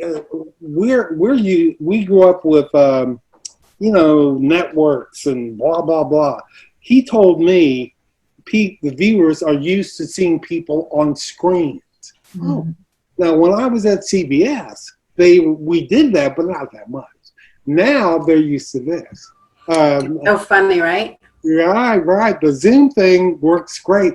We're in the middle, Renee, of a whole sea change of things, and this is one of them. So we'll see what happens. Well, Dr. Jen was saying before, we were talking about how blessed. Dr. Jen, feed into that a little bit, how blessed we are. We don't want anybody to think that we're downplaying the coronavirus. Oh, no. Right? But we are blessed. So talk about the blessings that we find now. The tragedy of the virus is horrifying. I agree, ReneMarie. It's just, but from a positive side, the innovation that I've witnessed within my own field, we weren't able to be physically in the same rooms with our patients. I live in Long Island, in suburban New York City. That's not the place you wanted to be in a room with someone in March and April, But we did Zoom therapy. You mail the patients their equipment, and then it's the same coaching. Like I described earlier, I'm just a coach. I'm just a guide. That's what I am. And I'm guiding my patients through learning how they can improve their visual efficiency. And I provide them with the tools, and I provide them with the techniques, and they do it. And especially with my adult patients, like, somebody, like yourself, not that you're one of my patients, but someone, any one of us, it's great because you're self-motivated, you understand, we can communicate, and they had great success. And the way people came together, didn't you see this, Mark and ReneMarie and Judy? People came together. There were video conferencing seminars and things through March and April for my specialty field. It felt like the United Nations. I had to take screenshots of the snap, like hello from Czechoslovakia, hello from Australia, hello from Thailand, hello from the Philippines, hello from Texas. It was amazing. Yeah. It was amazing, and it was beautiful. And I get chills when I think about some of the beauty that did come out of a very sad and a very difficult situation. Yeah, I'm sure you see that too, Mark. Your transfer to Zoom must have been very smooth. Before I get to that, let me say this. I think, maybe I'm naive, but I think once we get through this, people will be warmer and gentler and kinder to each other. Because we're all in this together. And I was brought up with my mom saying, be sweet, be nice. And so I lived that way my whole life. I tried to stay away from people who don't live that way. But I think once this gets kind of goes down, I think on the other side, we're going to find a kinder, gentler nation. I may quote. I hope so. You're bringing a tear to my eye, Mark. Just a little misty over here. You're supposed to be a tough New Yorker, right? I lived in New York for 22 years. I know. But Zoom, yeah, it has a way of bringing us all together thousands of miles away. I've interviewed 2 people in LA. LA, come on now. I'm sitting in my house. So this is, I think, we're on the edge of seeing a new wave of how things will be in the future. A lot of it is because we have to. And so, hey, I'm all for change. I'm all for it. Yeah. So, Mark, you know, first of all, I really think that at this time, the major newscasts really should revisit having you on. No, I do, because you know I'm the host, but I'm also a visionary, and I also see what's needed in the world. I've always had that ability. I don't know, and I'm not saying that for my own sake. I'm saying that because at this moment in time, after what you've experienced and the way that the newscasts are not the norm anymore, that your voice is so powerful. And they really should, and I hope everybody sees this and hears it, and you can use this, my voice, you know, when you're going after them, not after them, but promoting yourself to them, because you have a different, this is perfect that the Dr. Jen is on, you have a different view of life nowadays. Almost like Robin Roberts, right? Robin Roberts went through a very difficult challenge. She went through it publicly, but nothing has changed in her voice or her, but it has changed with her view and her eyes of how she sees the world. So I hope and pray that they use your platform, because sometimes things have to happen for people to get back where they belong, and you do belong on the forefront of the world. You do belong there. You're going to make me cry. I second that, Mark. But it's true. It's true. And I know that's what's in your heart. When it's in your heart, and the truth is, and I'll tell you another thing that I know about you, I've only met you one time personally, and I've only spoken to you a number of times, but I know that it's not about you. It's not your platform and you on TV and you being the spokesperson. It's not about you. It's about you being able to draw out stories from other people so that you can get their voices out. You're gonna make me cry. Yeah, we're all crying. Oh, I'm glad, because I want to put that in the universe that you should be there. You should be on Good Morning America. You should be on CBS. You should be there. And if you want me to call Gail right now, I'll call her. What do you think, Mark? Real news from real people. Right.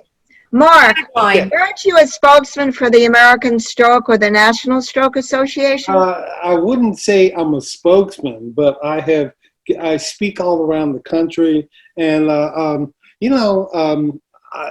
it's one thing when you speak and you're talking about a stroke, and it's not your neighbor, it's not your sister, it's not your coworker, it's you.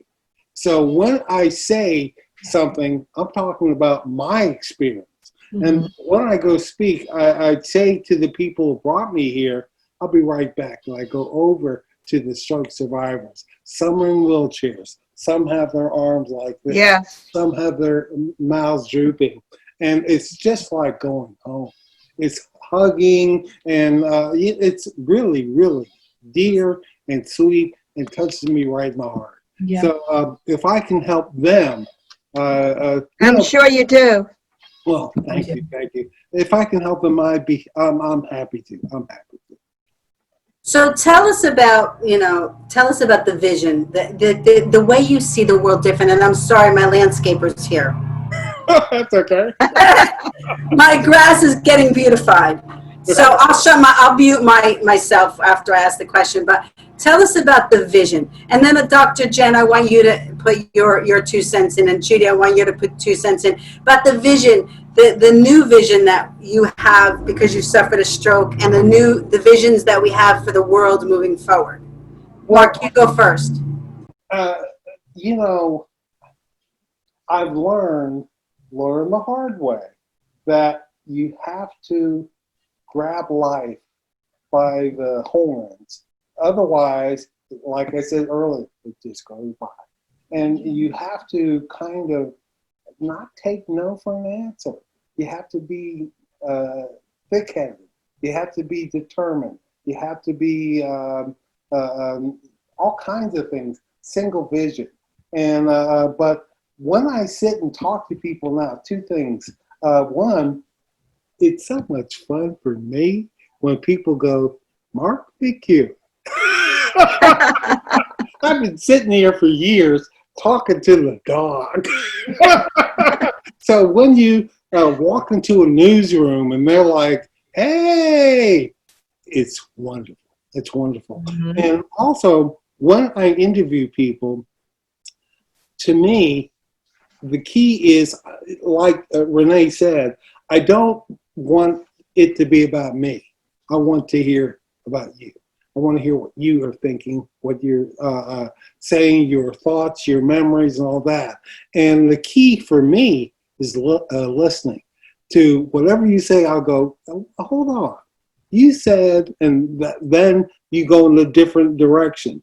I said I like knowing things. I like research. I like homework. I like being prepared, because sometimes the answer to your first question can negate all the other questions that follow. So if you know what is going on, okay, you drop your questions, and now it becomes a conversation. That's what I shoot for. So, but I want to reiterate what you said, not to take no for an answer. Right. So you're stating that you're not going to. Do you have an agent? Do you have a manager that pushes to get you? You know, I have. I used to be with William Morris and blah blah blah blah. I have a speech agent. I don't have a TV agent per se. I need one. I tried to get one, and they were all like, yeah. Well, then I'm going to clip that segment where I was stating of why I think it's important for you. And you're going to use that, because it's not, I'm sorry, my landscaper. Can you guys hear me? Yeah. Yeah. I'm not, because this is not you saying, oh, I want to be on TV again. This is the world saying, this is why we need Mark McEwen. No. This is Mark, I'll promote it as well when I get the clip. Yes. And because you have a story, Mark, and your story, like Robin, is equal to Robin Roberts. You're on the same platform as Robin Roberts. And I'm going to even send Robin Roberts an email. Why don't you text him? Why don't you call him a Robin Roberts? I don't know her. I don't know her. I had a photo taken with her. I met her one time. But she's on Twitter. I'm going to clip it. I'm going to send it to her. I am. I'm going to try to help you in any way I can. Okay. But let's fight to get you back on TV. Sorry. And Mark, I'll promote that clip as well. Yes. Thank you again. Thank you again. You know, you're right in the sense that you have a different view of life after you've had a stroke. And if I can help someone who has had a stroke, just sitting there and thinking, woe is me. If I can help them to not think that way, I'm fine with that. I'm fine with that. But look at the platform not only were you experienced as an entertainment correspondent interviewer back then, but now you can be the representative for all those stroke patients or stroke survivors that say, look at Mark, he suffered a stroke and he's back on TV. I want to be like him. And your broadcasting would give us hope. Would give us hope. And strokes are the leading cause of disability in the world. So there's no reason why a stroke survivor shouldn't have that platform. I mean, I feel it in my heart that it's true. So if you I need. were there, I'd hug you and I'd kiss you. Thank you. But it's true. It's true. So Yes. I know our meeting at Judy's Run car show had much more to do than us, just meeting on that day. We're in the same, place in our lives. We're both stroke survivors, and we both have the passion and drive to make a difference and really bring hope to stroke survivors. And that's the platform. That's why God left you here, so that you could do your work. So you Could I I'll stop. Thank you. Yes, go ahead. But I add just a little bit to that perspective too, actually, Mark. I would say you're not just doing it for the stroke survivors. I think it's critically important. I, as a therapist, watch people get better who weren't supposed to get better.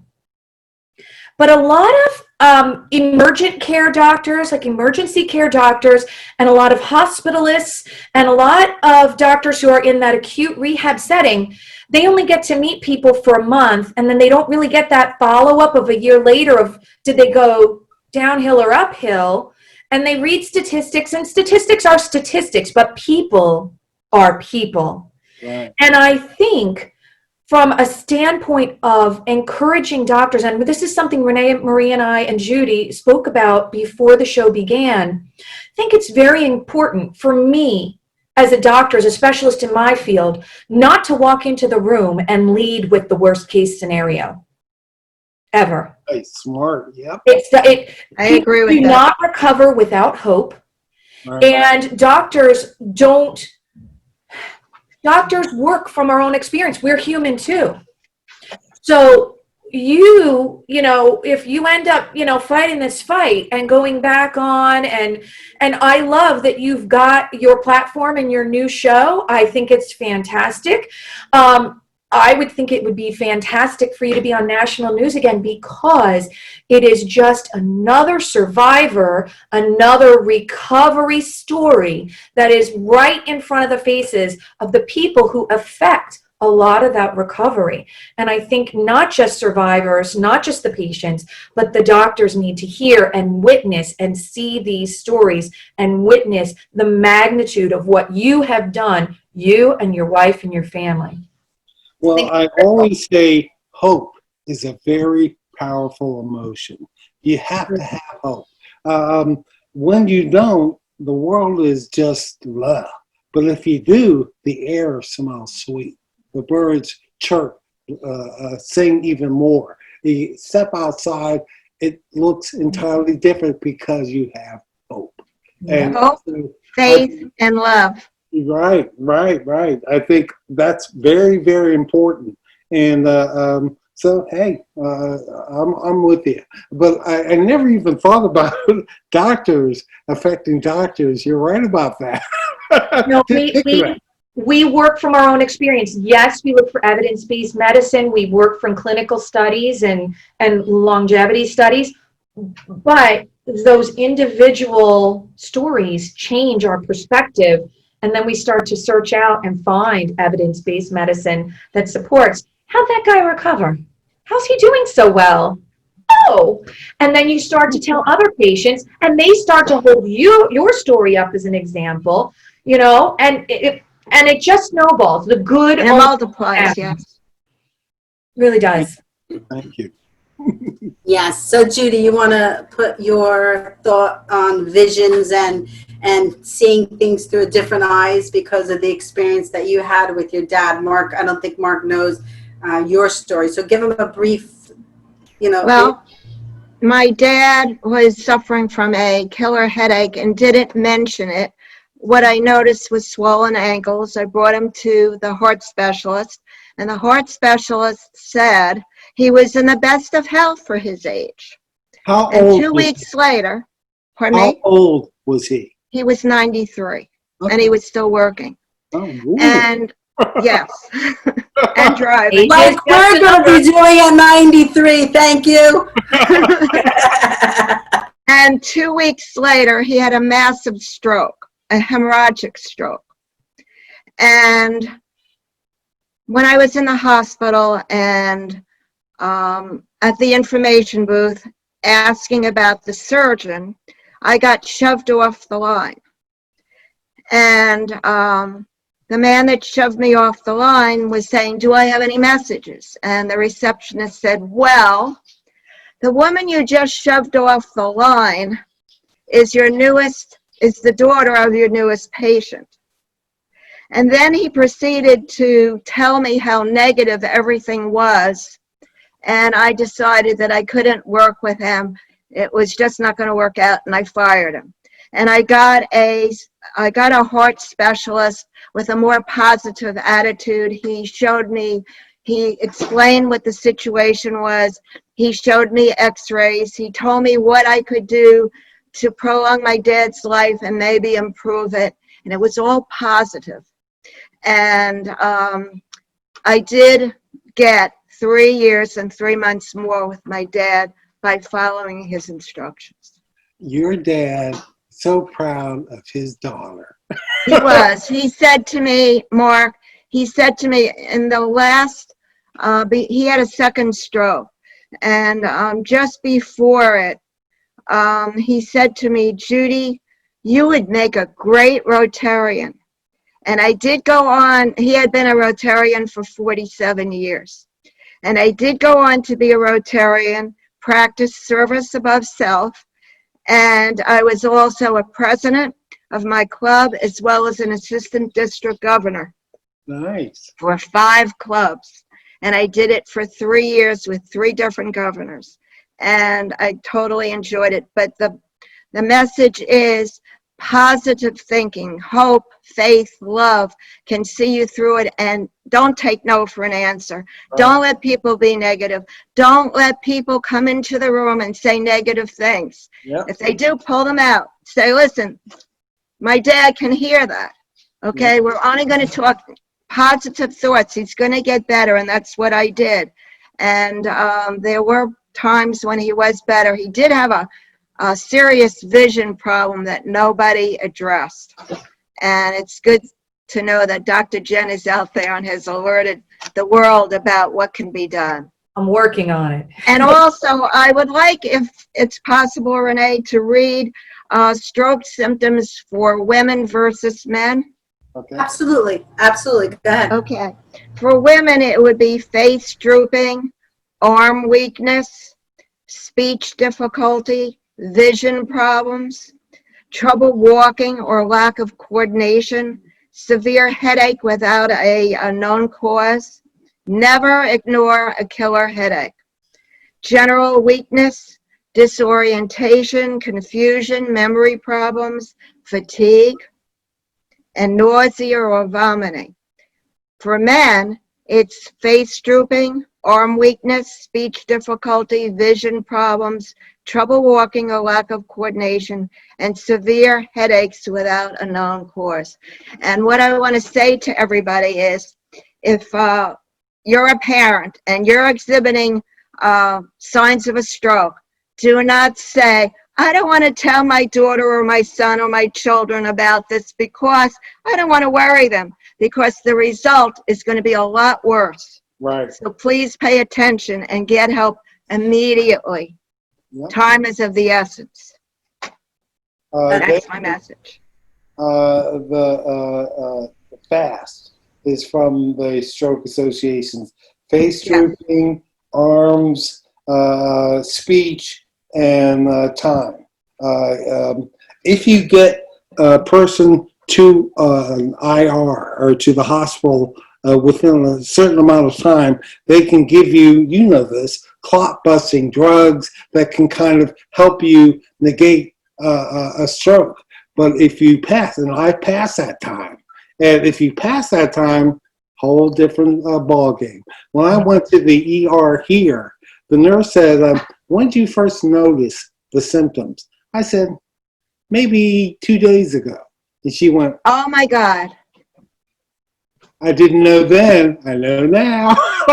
That's the wrong thing to say. So, yeah. And also, if you have a hemorrhagic stroke, they have to test to make sure what kind of a stroke it is. Because if you have a hemorrhagic stroke, which is a bleed in the brain, they cannot do the clot-busting medicine. They may have to do surgery or something else. But again, time is of the essence. You can't waste a moment. Yeah, I They agree. say 3 or 4 hours, but the minute you're feeling that way, get help. And tell when anyone who calls the ambulance, say, I believe this person's having a stroke, so that they can take action immediately. Yeah, that's one of our biggest things that we always try to promote is, you know, when you call 911, to let them know it could possibly have a stroke. Because I was an ambassador for Valley Hospital for a few years. And, you know, we meet with, you know, all the people that were a part of a stroke.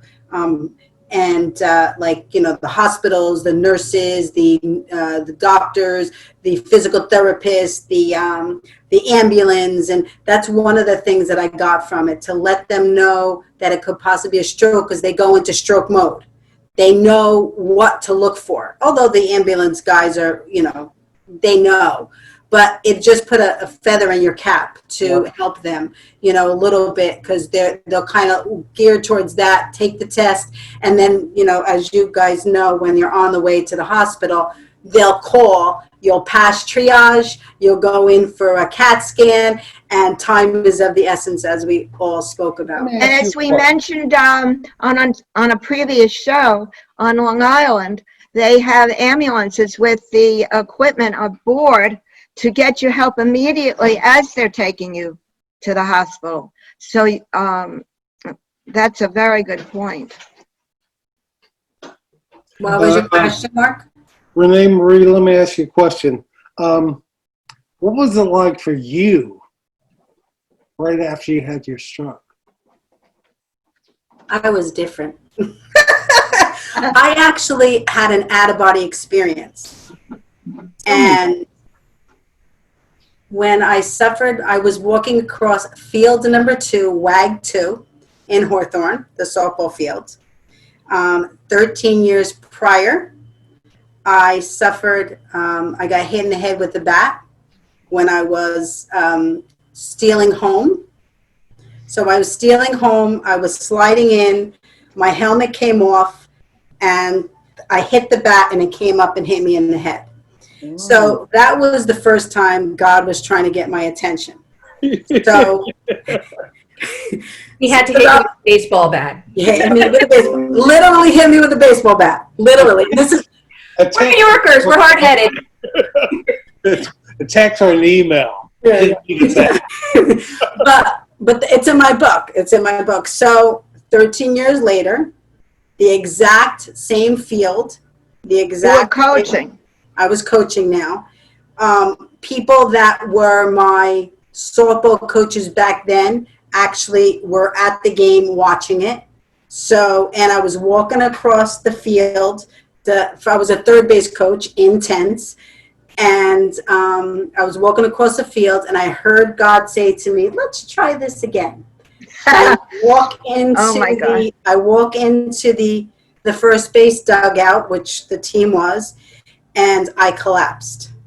And I heard, I saw my body on the ground, and I had a conversation with God. God had a conversation with me.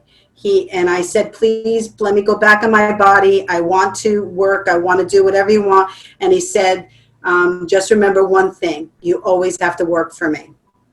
And I said, okay. I said, whatever you want me to do. So he put me back down in my body. Mark got out. Let's wait until Mark scans back in. Don't forget to mention that you were a new mother and your daughter was only 6 months old when this happened. Wow. It was 6 months.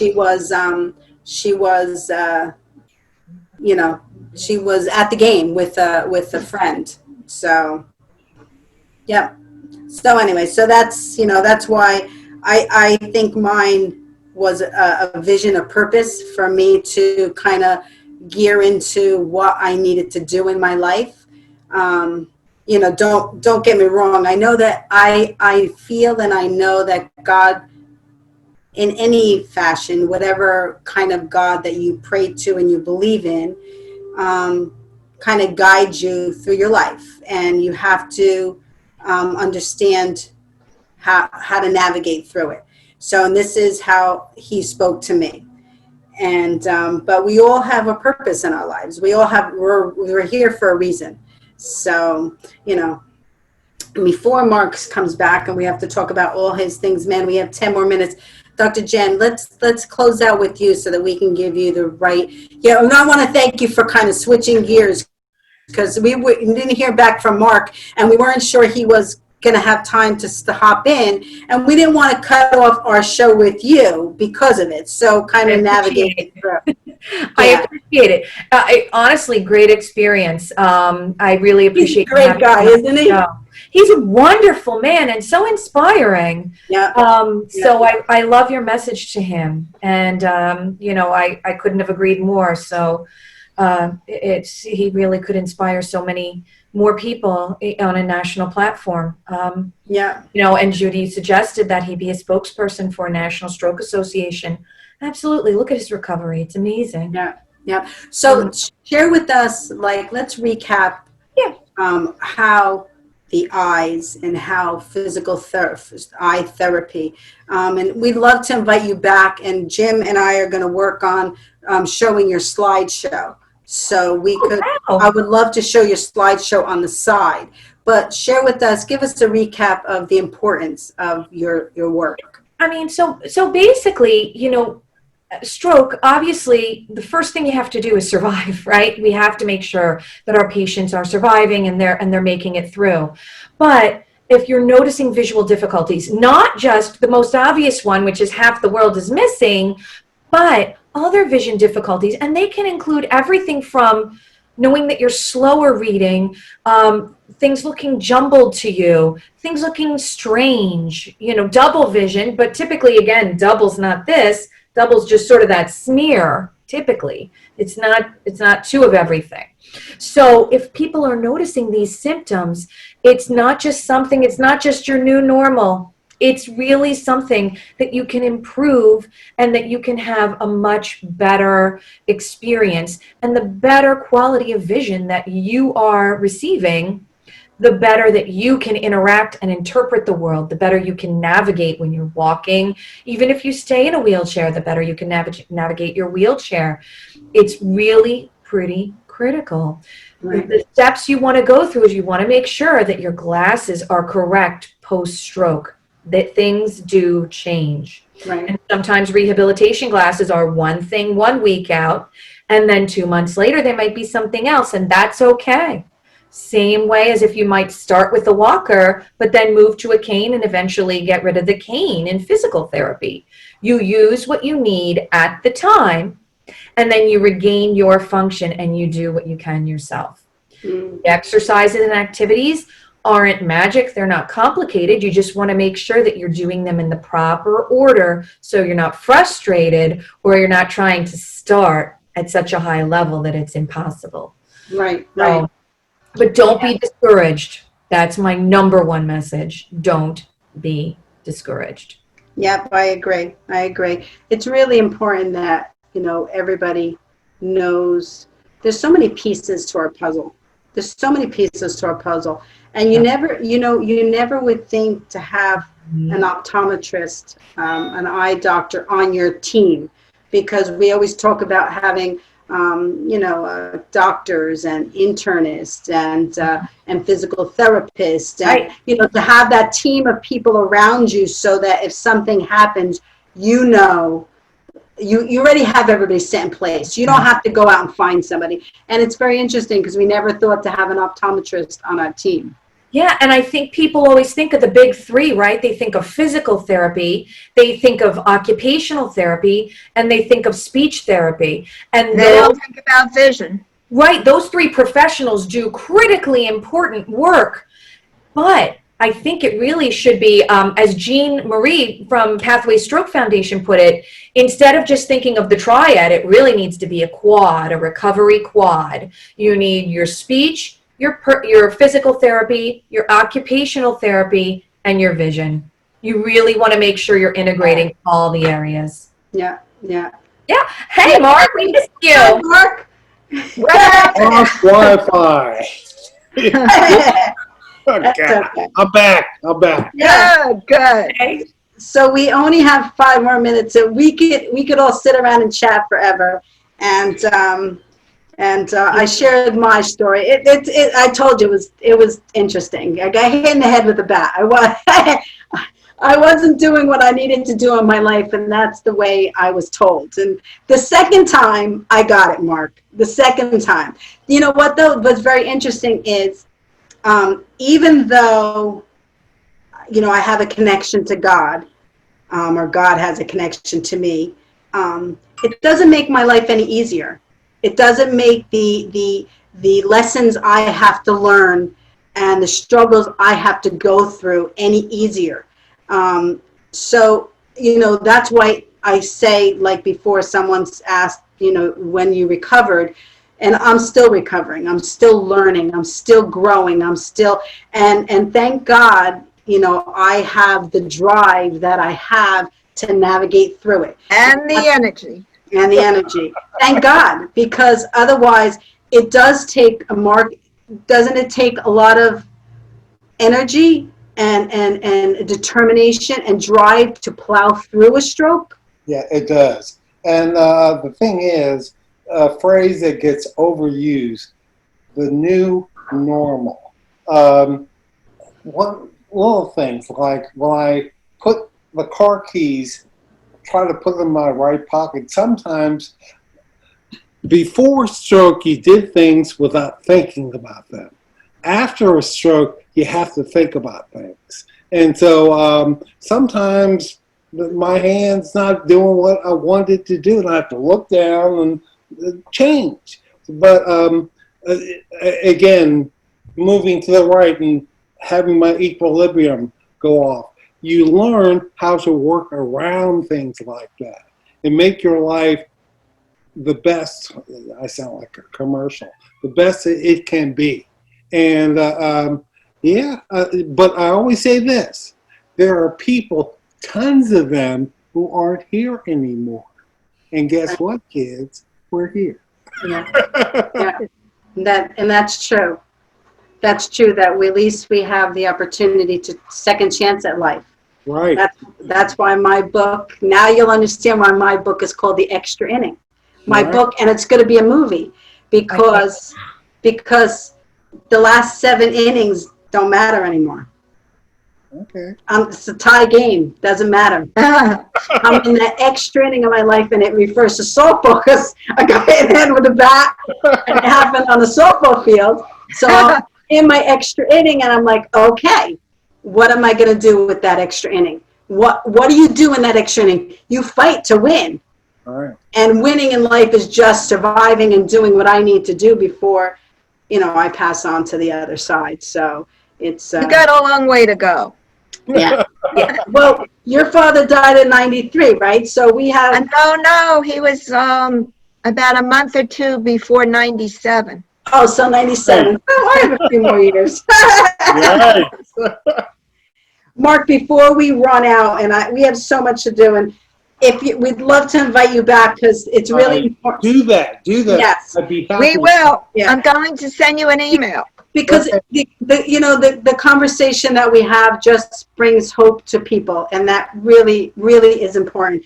But I wanna promote your All Things Men show. Where can they find it? How can they find it? Who do you have guests on it? It's on the Block News Channel, which is a national news channel. It's like CNN. But it just launched. I always say, if you can you remember the launch of CNN? No. Can you remember the launch of ESPN? No. MSNBC? No. So now they're well-oiled machines, and we're just starting out. And for me, every day seems like 100 years.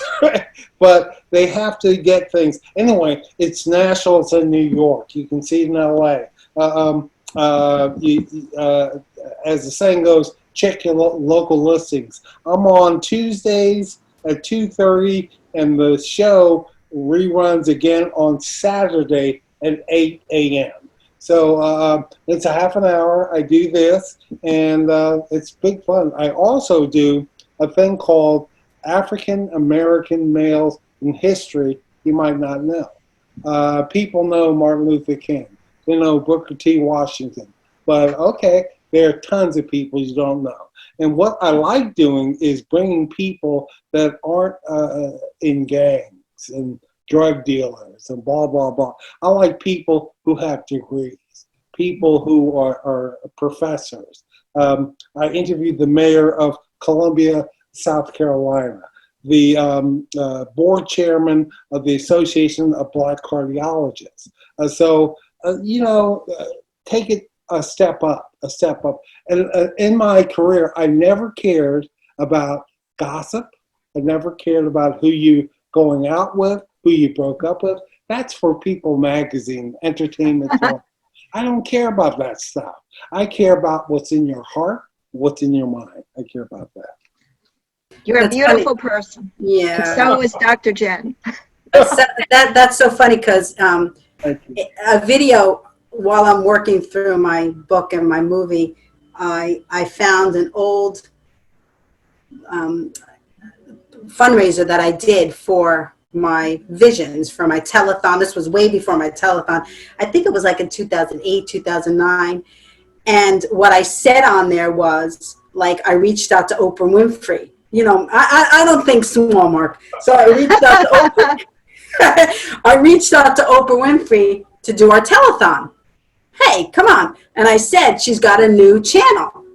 Right. And this was just when she had finished her 25 years, was not on that, and she was engaging. And I said exactly the same thing, that it takes time to get a channel up and running. It's not like, all of a sudden you put it on and it's successful, and I said that, her first, she had to dedicate her energy to doing her show. That was her main, that gave her the platform to be able to do this channel.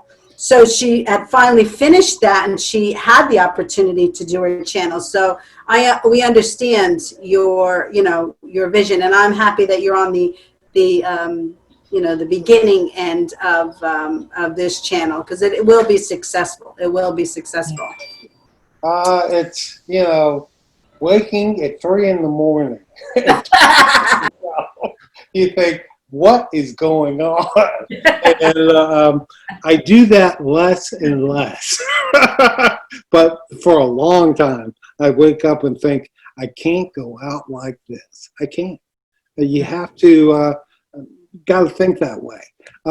So we'll see how this goes, but I'm very, very happy that I'm back on TV. Very happy. We're happy for you too. And the key is that they came looking for you. Yeah. They came. You didn't have to go chasing them.